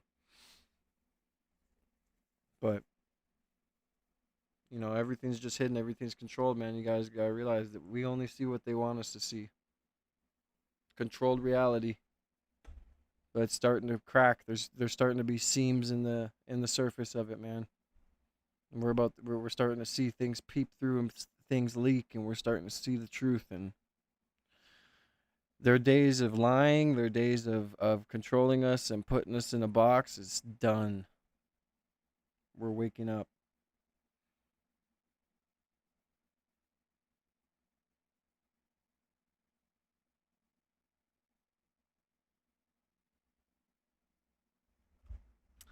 Anyways, I hope everybody has a good day, man. I'm going to conclude this episode or whatever it is. I got to get my kids in about 50 minutes. I'm going to clean the house, spend some alone time together, or alone time to myself. Kind of refresh my brain. It's always nice to just chill for a minute. But I hope everybody's having a good day, man. Thank you guys for sticking with me all day. Anyone that is new to the channel and subscribed, make sure you guys hit that notification bell so you can be in every single live stream. Welcome to the See Me Now family. Thank you for supporting me in the best way, which is subscribing and liking and helping me grow the channel. Soon we'll get that silver plaque. By the end of next year, we are going to be at 100,000 subs. If you guys want to get your name on the donor wall, make sure you send your super chats through. If you guys want to get your name on the See Me Now banner behind me and be a part of the See Me Now army, become a member. Shout out Argentina. Welcome in, welcome in. You guys all have a good day, I keep saying Mr. Breeze for some reason. MB Rees, you have a good day as well. Make sure you guys stay vigilant, stay safe, stay smart, stay educated, and stay awake. Don't fall asleep to these people, man. Don't let them do it to you. That's why we're here. I'm building a community of like-minded patriots who sit here and love their country, regardless of what country you're from, but patriots in general. People who are supportive, people who are loving, who are caring, and people who have a good attitude, right? But I'm gonna get off, man. I'll see you guys tomorrow at 9:30 or 10, one of the two. Friday, I don't know what I'm gonna do. There's no school, so I'm gonna have to figure out what I'm gonna do on Friday. But we'll figure it out, man. Shadow Patriot, I hope you have a better day, bro. God bless you. Don't let anything get you down. And like I said, if anything else comes out that's damning, I will definitely cover it. So I hope everybody stay safe, stay vigilant, and keep supporting the channel by showing up to every live stream. Make sure you have the notification bell hit. And yeah, I love you guys. Thank you for everybody that's in here. Love of the light. Rocio, welcome from Argentina. Welcome to the See Me Now family. MB Rees, thank you for being in here. But God bless you, brother. God like wits, whatever. Thank you for being in here. I don't want to say the 666 part, even though I just did. Baz Killer, welcome back. Shout out Ireland. Israel Jason, who was in here. Everybody else who's in here, man. Thank you guys for being here. Shadow Patriot, I love you guys. You guys always motivate me to continue to go, continue to grow, and continue to be better. So I hope you guys have a fantastic day. I'll see you guys later. If anything breaks, that is damning. And look forward to